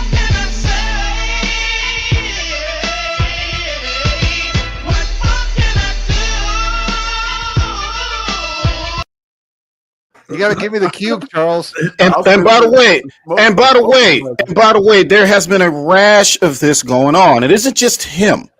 I am talking about the disingenuous, just that air of lying and the disingenuous. I can't stand it. I really cannot, because they don't understand what it means. See, they think this is just about movies. No, this isn't just about film. This isn't just about artistic integrity or anything like that. This is about standing on principle. When you stand for something, no matter what it is, you are going to fight for it. If you believe in it, you're going to fight for it. Okay, you're not going to just flip-flop all of a sudden and be talking about Snyder fans like you weren't one. That makes no sense. Rocks, go ahead, bro. You want to cook? Go ahead. That's what I wanted to throw in there. You see, we don't have any issues with him liking the trailer. I have no issues with you giving the people your thoughts, your opinions, saying that you liked it. We're cool with that, bro. The issue we have here is how you're going to sit there and call the Snyder community toxic, hateful, all this shit, literally while you're sitting there in Henry Cavill's suit, dude. Yeah, exactly. That's a slap in the face. And another thing, bro, he's sitting up there crying about that. My man, there have been people that have been dealing with this shit since 2013. Do you have any idea how thick of a skin that you have to put up with people who hate Zack Snyder, talks about Zack Snyder's family, talks about him losing his daughter, all of this stuff to come to this point to say that we have an opinion on something and suddenly we're the toxic ones? That's the thing right there. What you're saying right there, Charles. Because first off, like I said, on my platform, I'm always gonna be objective. So if it's stuff that I like about it, I'll talk about it. If it's something that we're gonna roast on, we're gonna roast. Like, that's just, I've always done it on my platform. So, but what I'm not gonna allow people to get away with is, like you said, Charles. I remember the Man of Steel wars, the BVS wars, and how people were continuously, shitting on Zack Snyder's vision. Y'all don't get a pass now and saying, "Oh, can we all just like DC?" And nope. I wish y'all would have laid off of the Martha scene all these years in BVS. I wish you would have laid off, when Zack was trying to get his cut. Y'all was boosting up Josh Whedon, applauding that Zack Snyder's daughter died, basically. So y'all don't get a pass. Y'all gonna catch this heat of people, because it may not come from me all the time, but y'all gonna. I have a very open, opinionated channel. So you're gonna have people that rocks with Zack. They may not rock with Zack. You're gonna have James Gunn Glazers. Yep. You're gonna have people that's anti-James Gunn. But the point is, anyone can get it. So it ain't this kumbaya stuff with DC. Like, nah, y'all been crapping on Zack Snyder for years. So y'all gonna catch this heat. That's just what it is. If it's trash to people, you're gonna hear about it. It's getting roasted. And I'm about to say this openly right now, because this is something that I forgot to say. So my wallet is closed July 11th. Okay. And you know what I'm going to be doing? to add insult to injury, I am going to purposely watch Man of Steel on HBO Max every single fucking day until Superman's box office run is completed. And I encourage everybody else to do so. Get those fucking numbers up on Max. Get them up. I encourage everybody to do it. Even if you don't keep Max, watch that shit for 4 weeks or 5 weeks or however how long that the box office run is going to go, and then just cut that shit off. Just be like, bye. That'll be a statement. That's how much we want what we want. Yeah, but it's like it's no pass. Like Aaron saying in the chat, it's no, it ain't no. You don't get a pass now. You can't handle what a few months, maybe a year worth of ridicule about his Superman and what we knew he was going to do to it. You can't handle that, and we've been dealing with this shit for years. That's what makes us. That's what makes us us, and what makes y'all. That's the difference right there. We're gonna die on this hill. I'm gonna die on this hill. I'm standing on principle. You took, and this is the principle, plain and simple. It's not about James Gunn. It's not about Zack Snyder. It's about what you did. It's about you, Warner Brothers. You took a man's universe, scrapped it after a family tragedy, no less, and then brought in a comedy routine to replace it. That's what you did. There is no excuse for that. We are not going to let that go. It's going to show at the box office that we're not going to let it go. I'd rather go see the Smurfs 18 times before I go see your Superman movie, B. Real shit. Yo, that Smurfs movie actually looks good. This is about your behavior and the right amount of discipline that should be applied to the behavior. That's what this is about. Your hand needs to be smacked. And your hand needs to be smacked. Those who's like sensitive over any criticism of James Gunn's films, because I run into that. Because again, I'm so objective. I catch it from all sides all the time. Any take I put out there, someone's mad at my take. But they was like I told y'all, I didn't like the crypto part, but the Fortress stuff's like, okay, that's cool. People crashed out like, oh, you don't like crypto? You don't like the dog? I did like this how the Fortress the way it grew. The way it came out, that was pretty solid. Yeah, that was pretty dope. When the door opened, I was like, no, I'm all set. Yeah, the exterior of the Fortress actually reminded me a lot of Superman and Lois, the Fortress from that show. That was the vibe I was getting. Yeah. Superman and Lois. Yeah. But I like that. I enjoyed that. So it's undercut with weird dialogue, and I'm like, this is a James Gunn. It is, man. You got the one saying he's you know, they don't feel anything, so they can't appreciate it, and then turning around saying giggling one looked at me, and y'all thought that was peak. Yeah, the coping with that though. Like, people are trying to cope. They're coping. They're trying to say like, oh, it's going to be part of the story. It's like, you don't know that.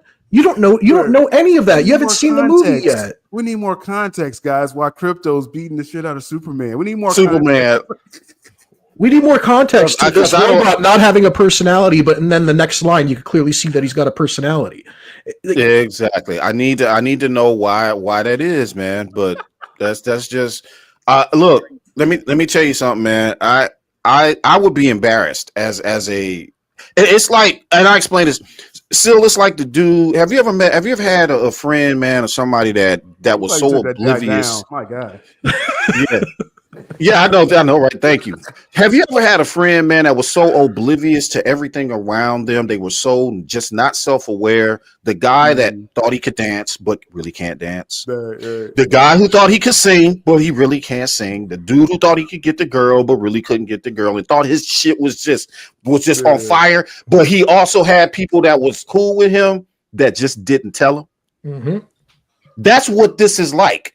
He is surrounded by people who won't tell him, bro, you can't dance, man.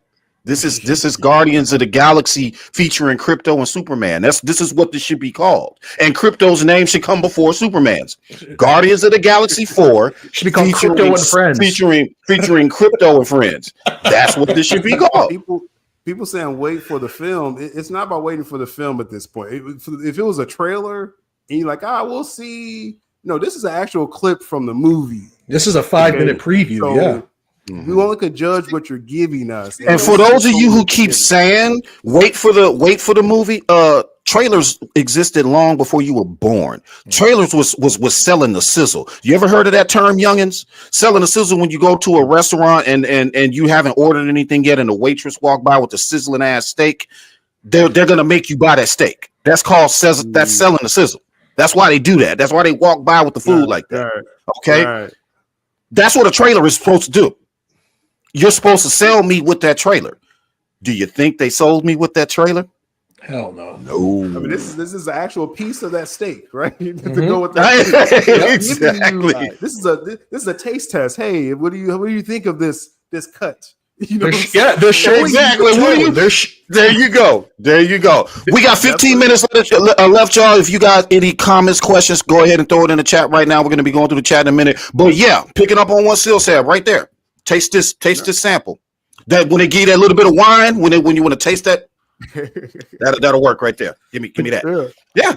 But just the coping and the excuses I've been seeing online really blow my mind, especially when it comes to the whole him screaming when he's getting hit with the sun.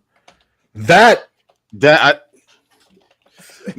a comment. Syl, I made a comment again. I was all over Twitter. Yeah, today and yesterday, as a matter of fact. I'm like, and I made a comment. I said, homie, look, I said somebody made it hurts him because his bones are healing, whatever. I said, Zack Snyder's Superman literally took a nuke to the face, bruh. If he was able to fly, right? If he were able to, wherever he's at, if he's able to fly back home, crash into the ground, why didn't he just fly straight to space and just get healed up there by the sun and then come back? That's what Zack Snyder's man did, right? He flew up there, took that nuke. He had to heal from the sun. As soon as he did, he was rocking and rolling again. So that's Superman, right there. Go ahead, Rox. All right. No, Phil's got something. All right. So I want to share a few things here. Okay. So first things first. We're not done roasting Superman, by the way, guys. Don't worry. Oh no, we're gonna keep doing that. So this is I want to share. Our friend Curly Ray, shout out to Curly, pretty much shared this. That's the theater. With a healthy dose of that's an actual theater. in no time. Empty seats. Level 4, 292 times the All right, look at the view count. Pause it though. I don't want to get us hit with a copyright. No, I don't give a shit. We're gonna get hit either way, dude. I don't give a fuck. When it comes to this, I don't give a fuck. I tried. Oh no, they're not getting any. I'm not going soft. Look at how many views. 2.2 million views. I mean, I'm not making this shit up, guys. Look, none of us are. To be fair, okay, I can understand that. I had no intentions. I know, Syl, you had intentions of going to see Minecraft, but I had no intentions of going to see Minecraft to see a 5-minute preview. Okay, so I'm pretty sure anybody who had the intentions of going to see Minecraft just to see this preview, as soon as they released it online, just like Syl, those intentions went right out the window. I'll be fair and I'll say that I can understand why nobody's going to really check this out, because nobody was really going to check out a Minecraft movie to begin with. So, So Curly, here's your special drop.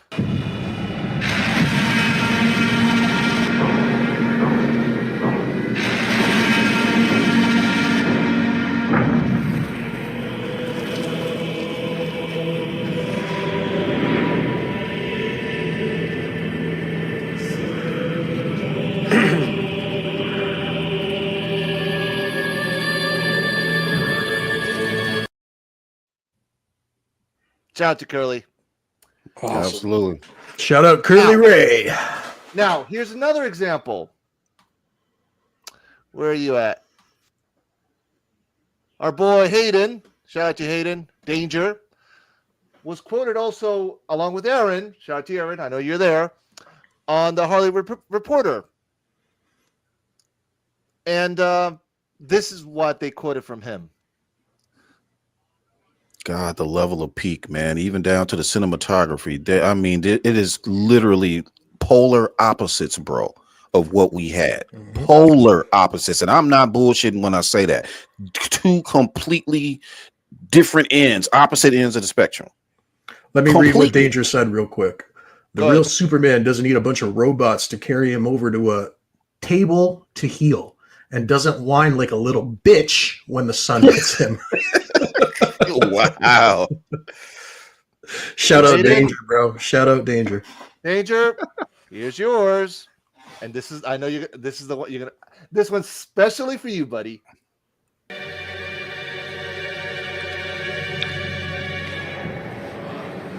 higher full house. Ace is full of sixes.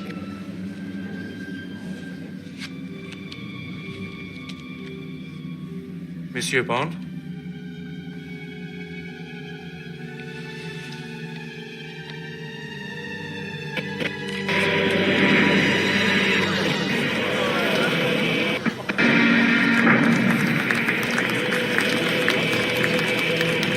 Five and seven of spades. The straight flush. 4 to the 8. The high hand. Shout out He to looked like he looked like he shit on himself at the table. He's like, ugh. that's David Zaslav. That's David Zaslav. And the thing is, people got to be open to, you know, opinions. Like I said, and I keep saying on my channel, I'm open to different opinions. I have different people on my panel, and you may not agree with everything everyone says, but you can't be all sensitive. That's open to interpretation. The sun, and that's a choice. A creative choice was made. Not everybody's rocking with it. People got to put their big boy pants on and big girl pants on and realize, again, Snyder fans know people have been openly critical of creative choices of Zack Snyder. Y'all gun fans, y'all gotta get used to this because everything is open to interpretation. Yeah, exactly. And I guess that's the whole problem, which brings us here is what do you think storytelling actually is? That's what storytelling actually is. It is the objectification of interpretation. You are subject as a storyteller to tell a story based on the way you see it. As long as the core of that story doesn't change the fundamentals of who that character is, every story should be left up to whatever interpretation anybody wants to tell it in. Thank you, Charles. So long as the story is good. That's the point. And that has been Superman's issue. You guys keep wanting to go back to nostalgia all the time because you're afraid to see all of these sides of Superman. You have to remember, Superman grew up on Earth. He didn't grow up on Krypton. Okay, so he is going to experience more of his human side than he will anything else. The only time you get to see the power set, obviously, is when he's in the suit. That's Superman, obviously. But when he's not, he's Clark Kent. And his story should be told more from that perspective. Okay, he feels just like we do. He grew up just like we did. He had bullies. It's this and that. That story needs to be told fully, not just him arriving on Earth. Pa Kent having a heart attack, him going to the Daily Planet, meet Lois Lane and their shenanigans. That's been done already. What Zack Snyder did has not been done yet. And I don't understand why people don't understand it. People keep saying, for instance, Man of Steel was joyless, as Robert Meyer Burnett would say, that it was joyless. Now, Syl, help me out with this question. If you enjoy a film and say you absolutely loved it, would you turn around and say that the film that you absolutely love was joyless? Does that make sense to you? Nah, that makes sense. It doesn't fit, right? It has to bring you some kind. If you enjoy it, it has to be some joy attached to it. Right. The word joy is in enjoy. So yeah, he literally said this all in the same sentence. He was like, I found that Man of Steel was joyless, but I enjoyed the film. It's like, what? It's like, explain that to me, please. I don't get it. I don't get it. That's a new playbook they own, Charles. I don't know where they. I don't get it. But then again, like I said, you can go back clip after clip. You can clip this man smiling. You can clip this man laughing when he finally figured out how to fly. You can clip. You can clip all that if you want to. The joy when he came home. Yeah. The first flight is the most joy I probably saw in a Superman film ever. The first flight scene. Now that you just mentioned that, I want to share that what you just said. But before I do that, Aaron, here's your job, because our buddy Aaron Fisher, there's his quote. There it is. Hollywood Reporter. And Aaron, I keep my promises. Moron, prepare to meet Kali in hell.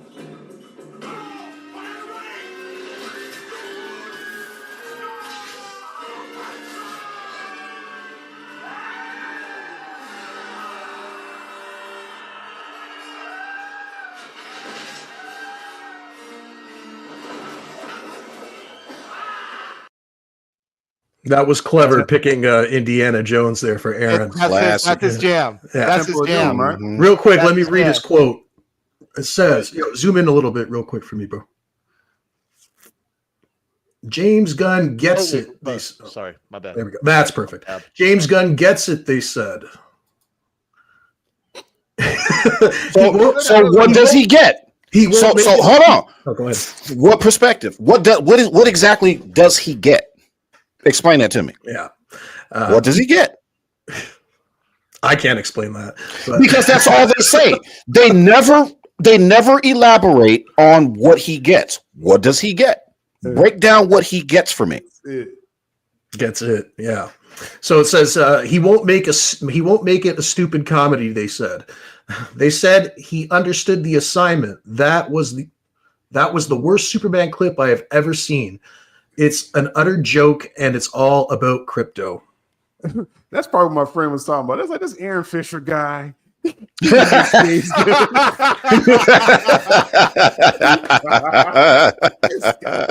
I know. Yes, Aaron, we do. Shout out to you, buddy. All right, so this is what I want to show you guys. When all you bitches out there bitching that Snyder's too dark, he doesn't understand the story, but Gunn does. Oh, but Superman Man of Steel isn't for children. It's too dark. It's too okay. Yes, I've seen this before. So good, bro.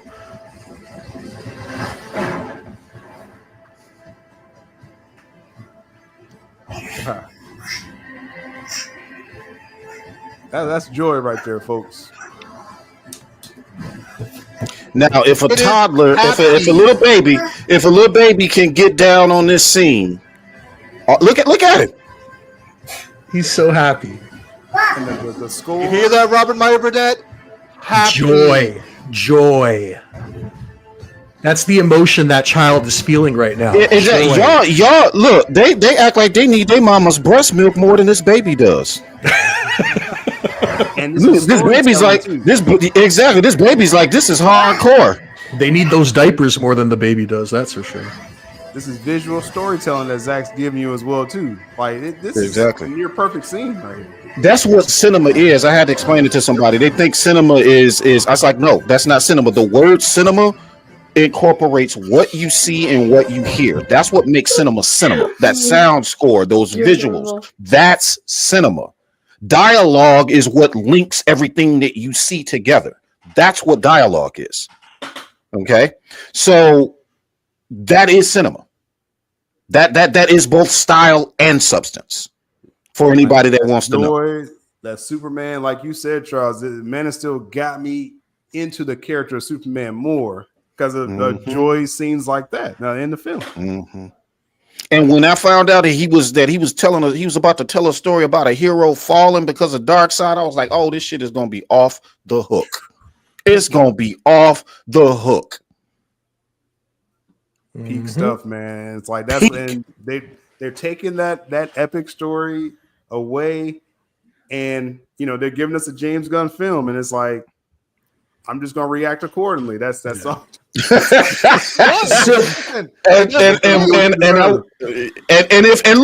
if it turns out that it makes a whole bunch of money and it gets them where they need to be, then all right, it's a formula that worked for them. I'll never watch it because it's not my thing, but okay. That's that audience. That's actually what I want to ask Syl before we wrap this up. I want to know, what are your predictions, dude? What are your predictions for this movie? Where do you think the box office is going to go with it? What do you think? Do you think there is a future for the DCU? Do you think James Gunn is going to continue this, or do you think this is going to be it? So I was pretty much told James Gunn's getting this first wave of his DCU. So let's say Superman, and I'll give my prediction, but let's say Superman doesn't do that well, like opens like Captain America Brave New World, does about 70 to 80, you know, and kind of goes down.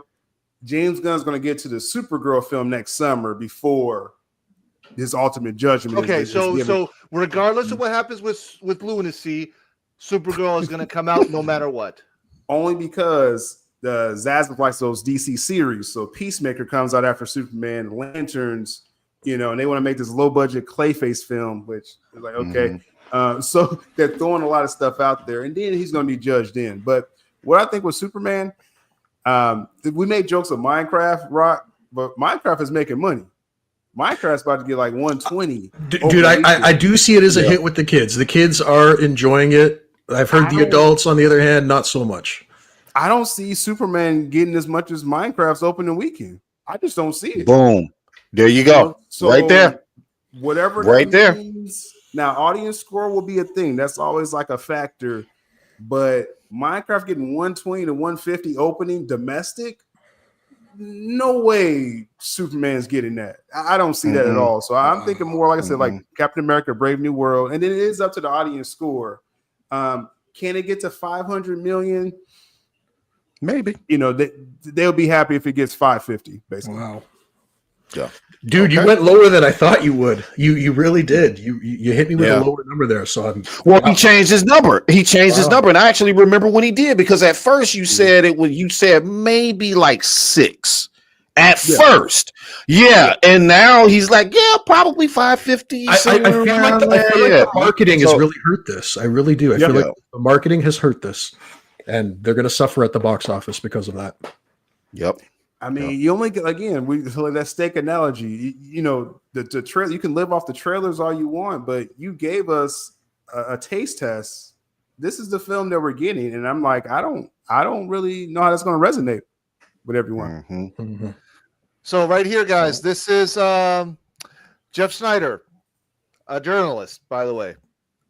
This is what he's hearing. They saw that 5 minutes of Superman. I saw all the crap that you got. I got the same crap. I mean, in my opinion. What is wrong with fans? Like, we're just going to jump into it. Here we go. I want to interrupt him real quick. Pause. Snyder, real quick, just to set the stage. Jeff Snyder. I'm pretty sure like him and James Gunn was going after the same girl in college or something. Because there's something going on there. They've been beefing for a while. But I just want to kind of context. Go ahead. Oh, that's fine. That's fine. Listen, that's fine. I don't know. Some of my top sources, they saw that 5 minutes of Superman that Gunn released, and they were like, "This looks terrible." Sharon Waxman said in her breakdown of CinemaCon that a number of high-level executives said to her, quote, painful. So we are not like on some island somewhere. There's quite a few people who watched that 5-minute sneak peek, which I imagine is what they showed at CinemaCon, and were not 100% necessarily impressed. It doesn't mean there wasn't good stuff in it. It just means we weren't 100% impressed. All right, go ahead and pause it right quick. That's all we need to see. Pause it. Okay. So, all right. All right. So now, to touch on it real quick, because we got to bounce, but to touch on it real quick, if a person has to describe a movie when they watch it as painful, that's not good. But Roca, that's the most normal. That's more responses is like what Roca's saying. I'm not saying, and again, I'm not saying the entire clip is terrible. Like Charles is probably saying that, but most. I like to know. I like the Fortress of Solitude stuff. I just like Flash. I found moments in Flash that were good. But overall, I didn't like the movie. Yeah, it's uneven. That's more the consensus. But now, with women and children like crypto, and they're going to lean into that. How much money can you make leaning into crypto? That's going to be the question, for this film. Yeah. All right. It's listen, like they're they know they fucked up with us, the old DC fans, and now they're trying to reach out to a newer audience, the kiddies. But here's the problem where they're missing out. It's us, the grown-ups, who show dad, big brother, whatever, are the ones, just like we saw the baby right there. That was a father showing his child, this is Superman. And that's where also James Gunn is going to fail, because a lot of us that grew up watching this, why the fuck would we show our kids that? They're going to be out there, more general audience type guys that, yeah, they're going to take them and see them, and sure, that's fine. But the real DC fans, the ones that actually breathe this type of material, good luck. Mm-hmm. And I just want to say real quick, we all saw the 5-minute the 5-minute preview that Jeff Snyder was talking about. I don't think he was lying.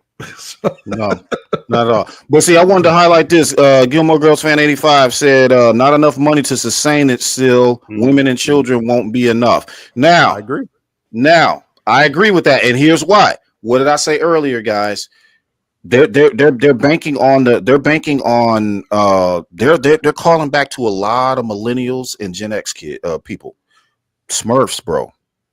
Think about that. Smurfs, man. I'm just saying, people like dinosaurs and people like 80s nostalgia. And Rihanna's when it comes to voice actor on it, on Smurfs. Yeah. Smurfs actually looks good. When I saw the trailer for that, I was like, wow, this actually looks entertaining. There you go. So we're gonna find out. Like, and these are we're gonna find out. Yeah. Questions, right? What can crypto do? What that this is still speculation, right? We're gonna find out in the box office. I've also been hearing that crypto's going to be heavily featured in Supergirl. Yeah, more so than Superman. Yes, you saw most of crypto stuff already in this film. Yeah. So, yeah. All right. Final thoughts, guys. Yeah, we'll throw it to Syl. Well, we wrapping up? Yeah, we can really wrap it up. What else we got? We got something? What else we missing? Yeah. Smurfs picking up a lot of steam in the chat. Never mind. Well, Rox, we'll just do it. No. What else? No, which one did we miss?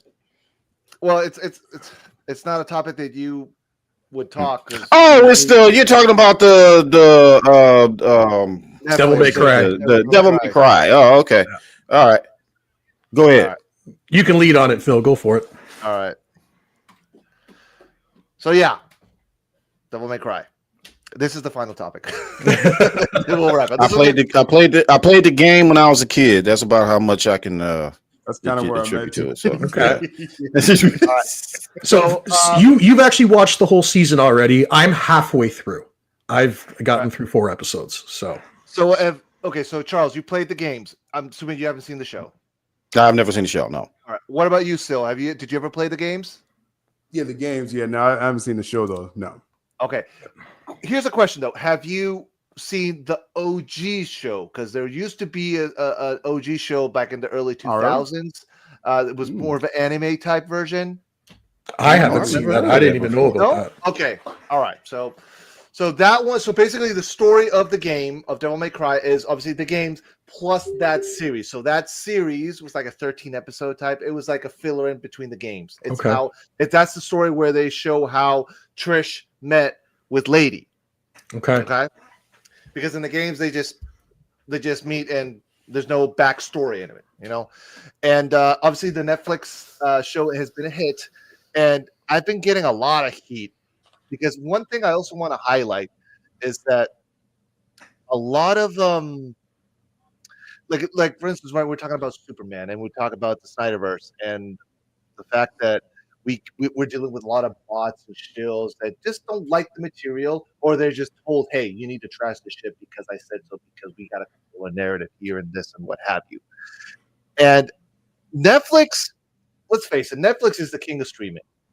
There's a reason why their shares are, well, now it's under 900, but whatever. That's neither here nor there. But over 300 million subscribers. Yeah.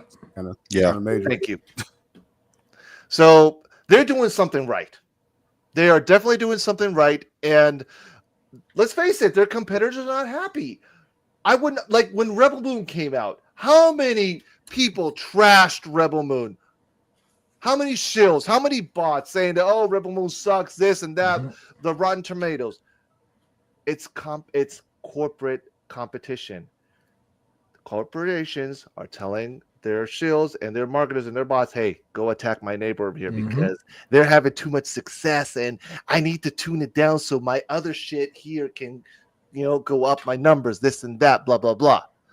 That's what we're dealing with, unfortunately. So this has been a hit. So, if you guys ever watched the show, the show is phenomenal. If you guys ever played the games, please, guys, I promise you, you're going to fucking love this shit. I'm just going to give you a sneak peek here. I'm not going to spoil it. I already saw the whole show. It's not the same as the games. Yes, I will say that. But again, Charles, you said something earlier that you can, as long as you respect the lore, like the elements, the source material, then you're all set. And that's what Andy Sharkar, shout out to you, Andy, if you're watching, Andy Sharkar, if you're watching, that's what they do with the show here. Bro, Andy Sharkar is absolutely phenomenal. And I just want anybody here who hasn't seen his Power Rangers short on YouTube, type in Andy Sharkar Power Rangers. Watch that short because that man is a genius. I remember when that short came out a few years ago, the entire internet went crazy. But back to this show, I do want to highlight this soundtrack, the intro, Limp Bizkit, Roland, Air Raid Vehicle. Oh my God, bro. The soundtrack in this show is just pure early 2000s rock nostalgia. It's phenomenal. I'm like I said, I'm 4 episodes in and I'm loving it. The animation is top notch. If you guys watched Terminator Zero, I find the animation style is so similar to that. I'm loving it. Can't wait to wrap up the show. Yeah. Netflix animation is pretty hot too. Yeah. So yeah. And cheap. That's another thing. Why you see this type of animation? Because it's not expensive. Hence why Netflix has been feeding us. Dude, Twilight of the Gods. Come on. And that was a Zack Snyder show. Yep. That budget wasn't high for that. And look what it got. With this also, Castlevania. We're getting we got Tomb Raider, Lara Croft Tomb Raider, Tomb Raider is out. Splinter Cell. That one's coming up next. Dude, and the little Easter eggs that they're able to dump into this show are so cool. Quick little spoiler. I'm not going to spoil any story stuff, but there is one scene where somebody gets punched. Okay. And because this is a Capcom show, Capcom also owns Street Fighter. As the punch happens, they literally cut to Ken from Street Fighter doing a Hadouken. It was so freaking cool. So there's a lot of Capcom references here. Yes. A lot of Easter eggs. So many Easter eggs. And the soundtrack, dude. It's again, they know Netflix knows what they're doing because again, they're data driven. Who are they targeting? They know their market. Yeah. They know where their market. And we fucking grew up with this shit. I'm 41 years old. I was 18 when I played the first game on PS2. And I'm still playing it. Dude, I played Devil May Cry 5 last night. Nice. I was fucking hyped. All right, Phil. That's right. We got you, brother. I eat and drink this shit.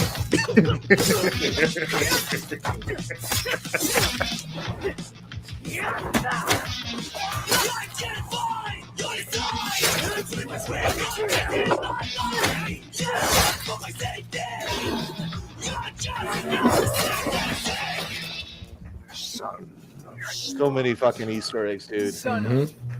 Really ugly guy with a weird thing for bats? That's another one. Dude, there's so many Batman references in this show. Wow.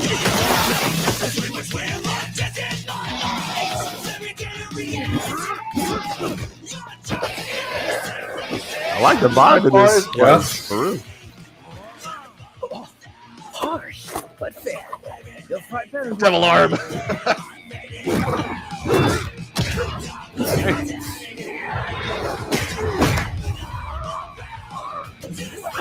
It's definitely my favorite anime show for this year. So real quick, we got to highlight Kevin Conroy in this show. Kevin Conroy, this is his final. This was his final gig. and he pause that now or lower the volume. We're good. Yeah. But yeah, Kevin Conroy. This was his final piece of art, guys, and he Who do you voice in it? He plays the vice president of the United States in this show. Ooh. And there are so many Batman Easter eggs. Actually, one of the main characters, her name is actually Lieutenant Arkham. So Batman fans will definitely enjoy this. If you're a Kevin Conroy fan, check this out because he does phenomenal. You guys will love this. That's awesome. Yeah. Yeah, no, definitely, guys. Give the show a chance. If you guys haven't played the games, after you watch the show, play the games. Don't play the DMC Devil May Cry version because that's. Hey, don't knock that one. I actually like that game. I know a lot of people don't like it, but I like the game. But it's not. But it's not canon. It's not canon. Yes. That's the thing. It's something. Think of it. It's there you go. I was going to say something else, but no. It was like a what do you call it? Like a retelling of the story. Right. But the way they went at it, it didn't work. Yeah. The fighting, sure, I was okay with it, but the way they decided to tell that story, it didn't work for me. Yeah. Because, again, what Charles said, if you're going to tell a story, keep the elements that make those people who they are. 100%. They didn't do that on that DMC version, but with this show, dude, they're knocking it out of the park, dude. So definitely, I'm rooting for season 2 for this one, man. I'm definitely rooting for this. Yeah, dude, I'm gonna wrap up this show this weekend for sure. Give it a chance, guys. It's 8 episodes, half an hour. That's it. Yep, half-hour episode. Watch it in 4 hours. Boom, just bench watch it right there, and you're done. And call me in the morning. All right. I think we're good to wrap it up, All right, Phil? Let's wrap it up. Final thoughts, guys. Syl, you're our guest. Why don't you hit us with your final thoughts first, bro? Hey, yeah, like I said, really cool seeing y'all get this platform going. Saw a lot of y'all conversations in my chats back in the day. So this is like a natural progression for y'all. So this is cool. And y'all building up a pretty cool community here. So definitely keep it up, man. And because everyone can have their own opinions and different takes, and y'all got something unique going. You know what I'm saying? So I want to make sure I say that. But yeah, going forward, man. Like I said, it's gonna be a hot summer with films overall. We gotta remember we're coming off of the lockdowns and strikes and all this stuff, and it's like you're getting a lot of content as far as films and series this year. So. Like I said, on my channel, I'm just looking forward to, what's hot, what's not. If someone's going to get roasted, we're going to roast it. Someone's feelings going to be hurt or whatever. But it's like, it's about the content and everyone giving, their voice to it. So that's what I'm going to keep doing. And like I said, Siskel and Ebert did it. Siskel and Ebert did it without choking each other over the chairs, and because one liked one and one didn't. So there you go. So that's what it's all about, man. As far as like the Snyder fandom as a whole, it's a weird evolution going around with the fandom. And I don't want to uncork something before we start to end this, but just let's keep the focus about Zack Snyder, supporting Zack Snyder's work. Rebel Moon, those numbers came out. It did amazing because of the fandom. So let's block out a lot of this weird noise and divisiveness and keep pushing Zack Snyder's work. This Brawler film, like, let's make those numbers, like, just as far as interactions online, like, keep that in the conversation. So that's what it's all about. I know these guys going to keep doing it. So I'm going to be doing it as well. Shout out to Sammy, Aaron, everyone else in the chat. Like I said, let's keep that conversation going, man, because we got the cut. Keep but the now, conversation going. We're going to keep it going. Exactly. Yep. Absolutely. Awesome. Yeah, I just wanted to, so I'll give you my final thoughts real quick. Syl, I want to thank you for taking the time out of your evening tonight to be here with us. This has been a conversation that was a long time coming. I'm very happy that you were able to make it here tonight. As Costello said earlier, we all met on your channel. This is kind of like a homecoming for us, So, it takes us back to those days where everybody got along, everybody was having fun, everybody was doing their thing, and everybody was keeping it positive when it came to Zack Snyder, his work, and all that stuff. So once again, dude, thank you for tonight. I truly appreciate you being here.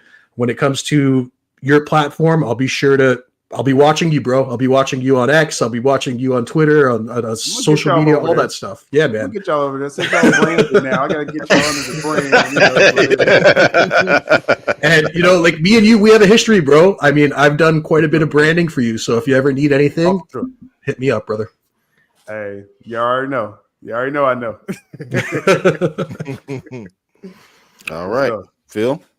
All right, so Syl, thank you very much. And like Rock said, this is a homecoming because we started. We all met with you, and I thank you.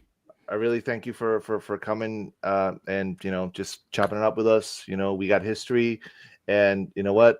We're moving forward. We're all Zack Snyder fans. We're all geeks at the end of the day. We're all fans, and we're gonna. And like you said, listen, if shit is good, awesome. We're gonna celebrate it. If shit's bad, we're gonna roast it. Period.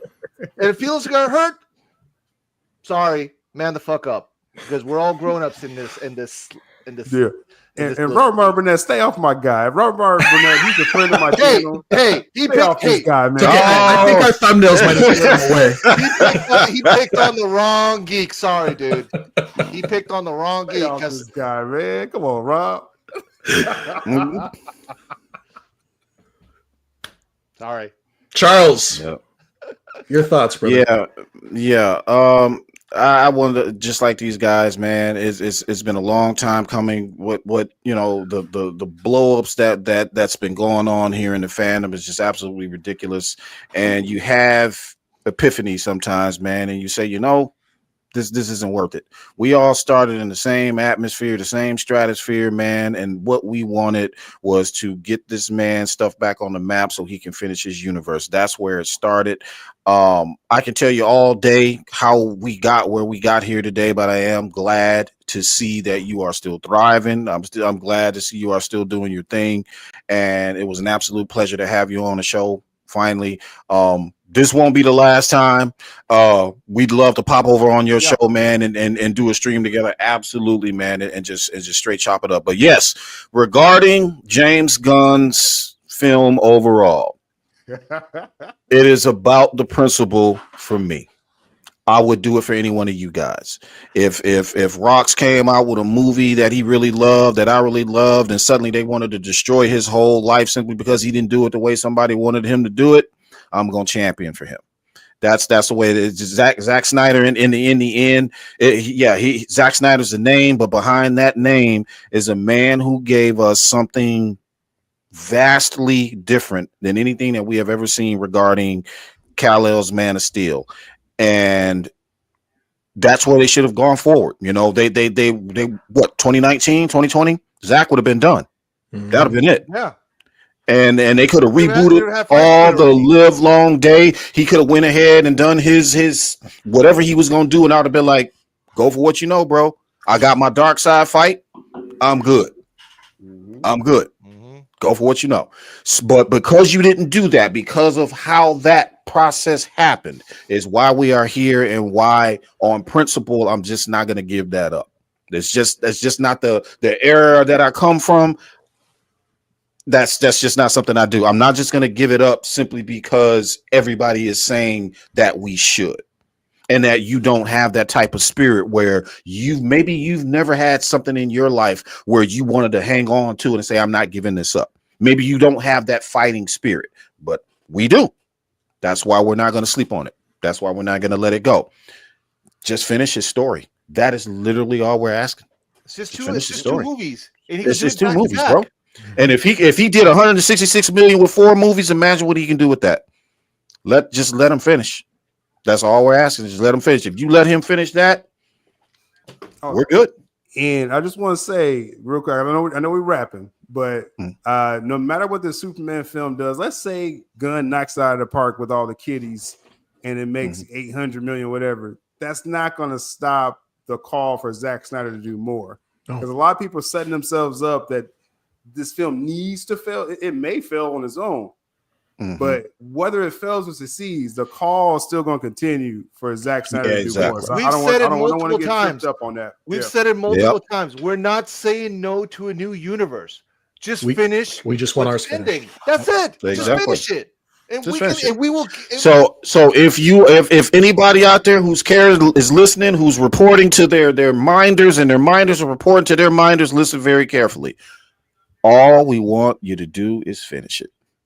Just let the man finish his story. That's it. This whole thing is over once you do that. We can all go to sleep. We can all rest. It's done, and we're moving on. Hey, That's we it. got the funding. Turkey Ella Sheik, you know. Yeah. Like 300 million. Man can buy all the DC right there. Can you imagine if that Brawler movie makes like just for shits and giggles over $1 billion? Do you think he was not going to be motivated to sponsor ZSJL 2 and 3 or Batman? Oh, of course he would. That's way overselling it. It doesn't have to do that. It can do what, 8, 9? I think they'd be all right with that. But if it does do over $1 billion, yeah.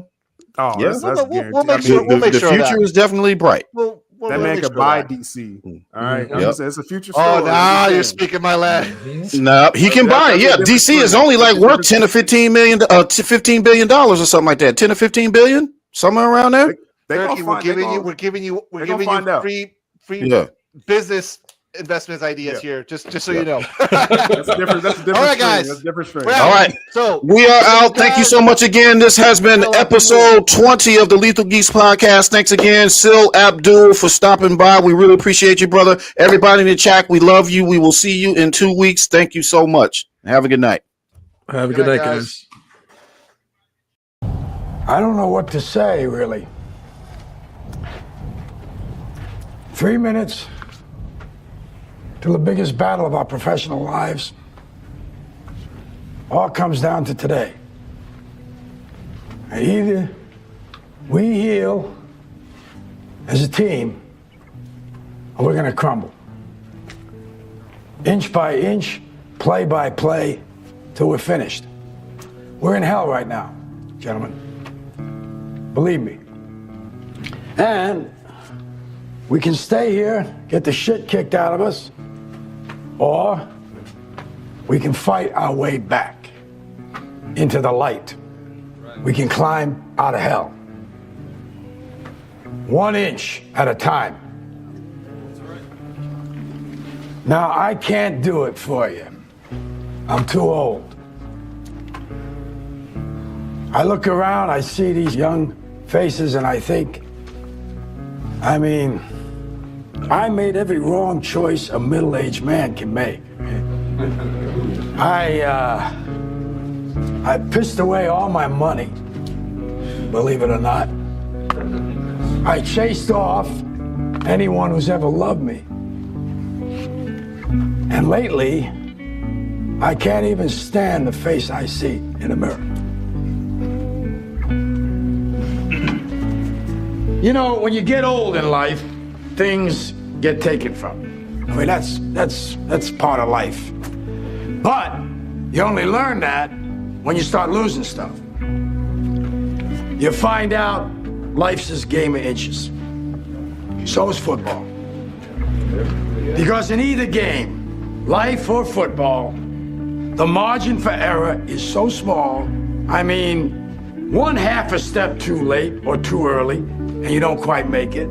1/2 second too slow, too fast, you don't quite catch it. The inches we need are everywhere around us. Hell yeah. They're in every break of the game, every minute, every second. On this team, we fight for that inch. On this team, we tear ourselves and everyone else around us to pieces for that inch. We claw with our fingernails for that inch. Because we know when we add up all those inches, that's gonna make the fucking difference between winning and losing. Between living and dying. I'll tell you this, in any fight, it's the guy who's willing to die who's gonna win that inch. And I know if I'm gonna have any life anymore, it's because I'm still willing to fight and die for that inch. Because that's what living is. The 6 inches in front of your face. Now, I can't make you do it. You gotta look at the guy next to you. Look into his eyes. Now, I think you're gonna see a guy who will go that inch with you. Hell yeah. You're gonna see a guy who will sacrifice himself for this team because he knows when it comes down to it, you're gonna do the same for him. Hell yeah. That's a team, gentlemen. Hell yeah. And either we heal now as a team, or we will die as individuals. That's football, guys. That's all it is. Now, what are you gonna do?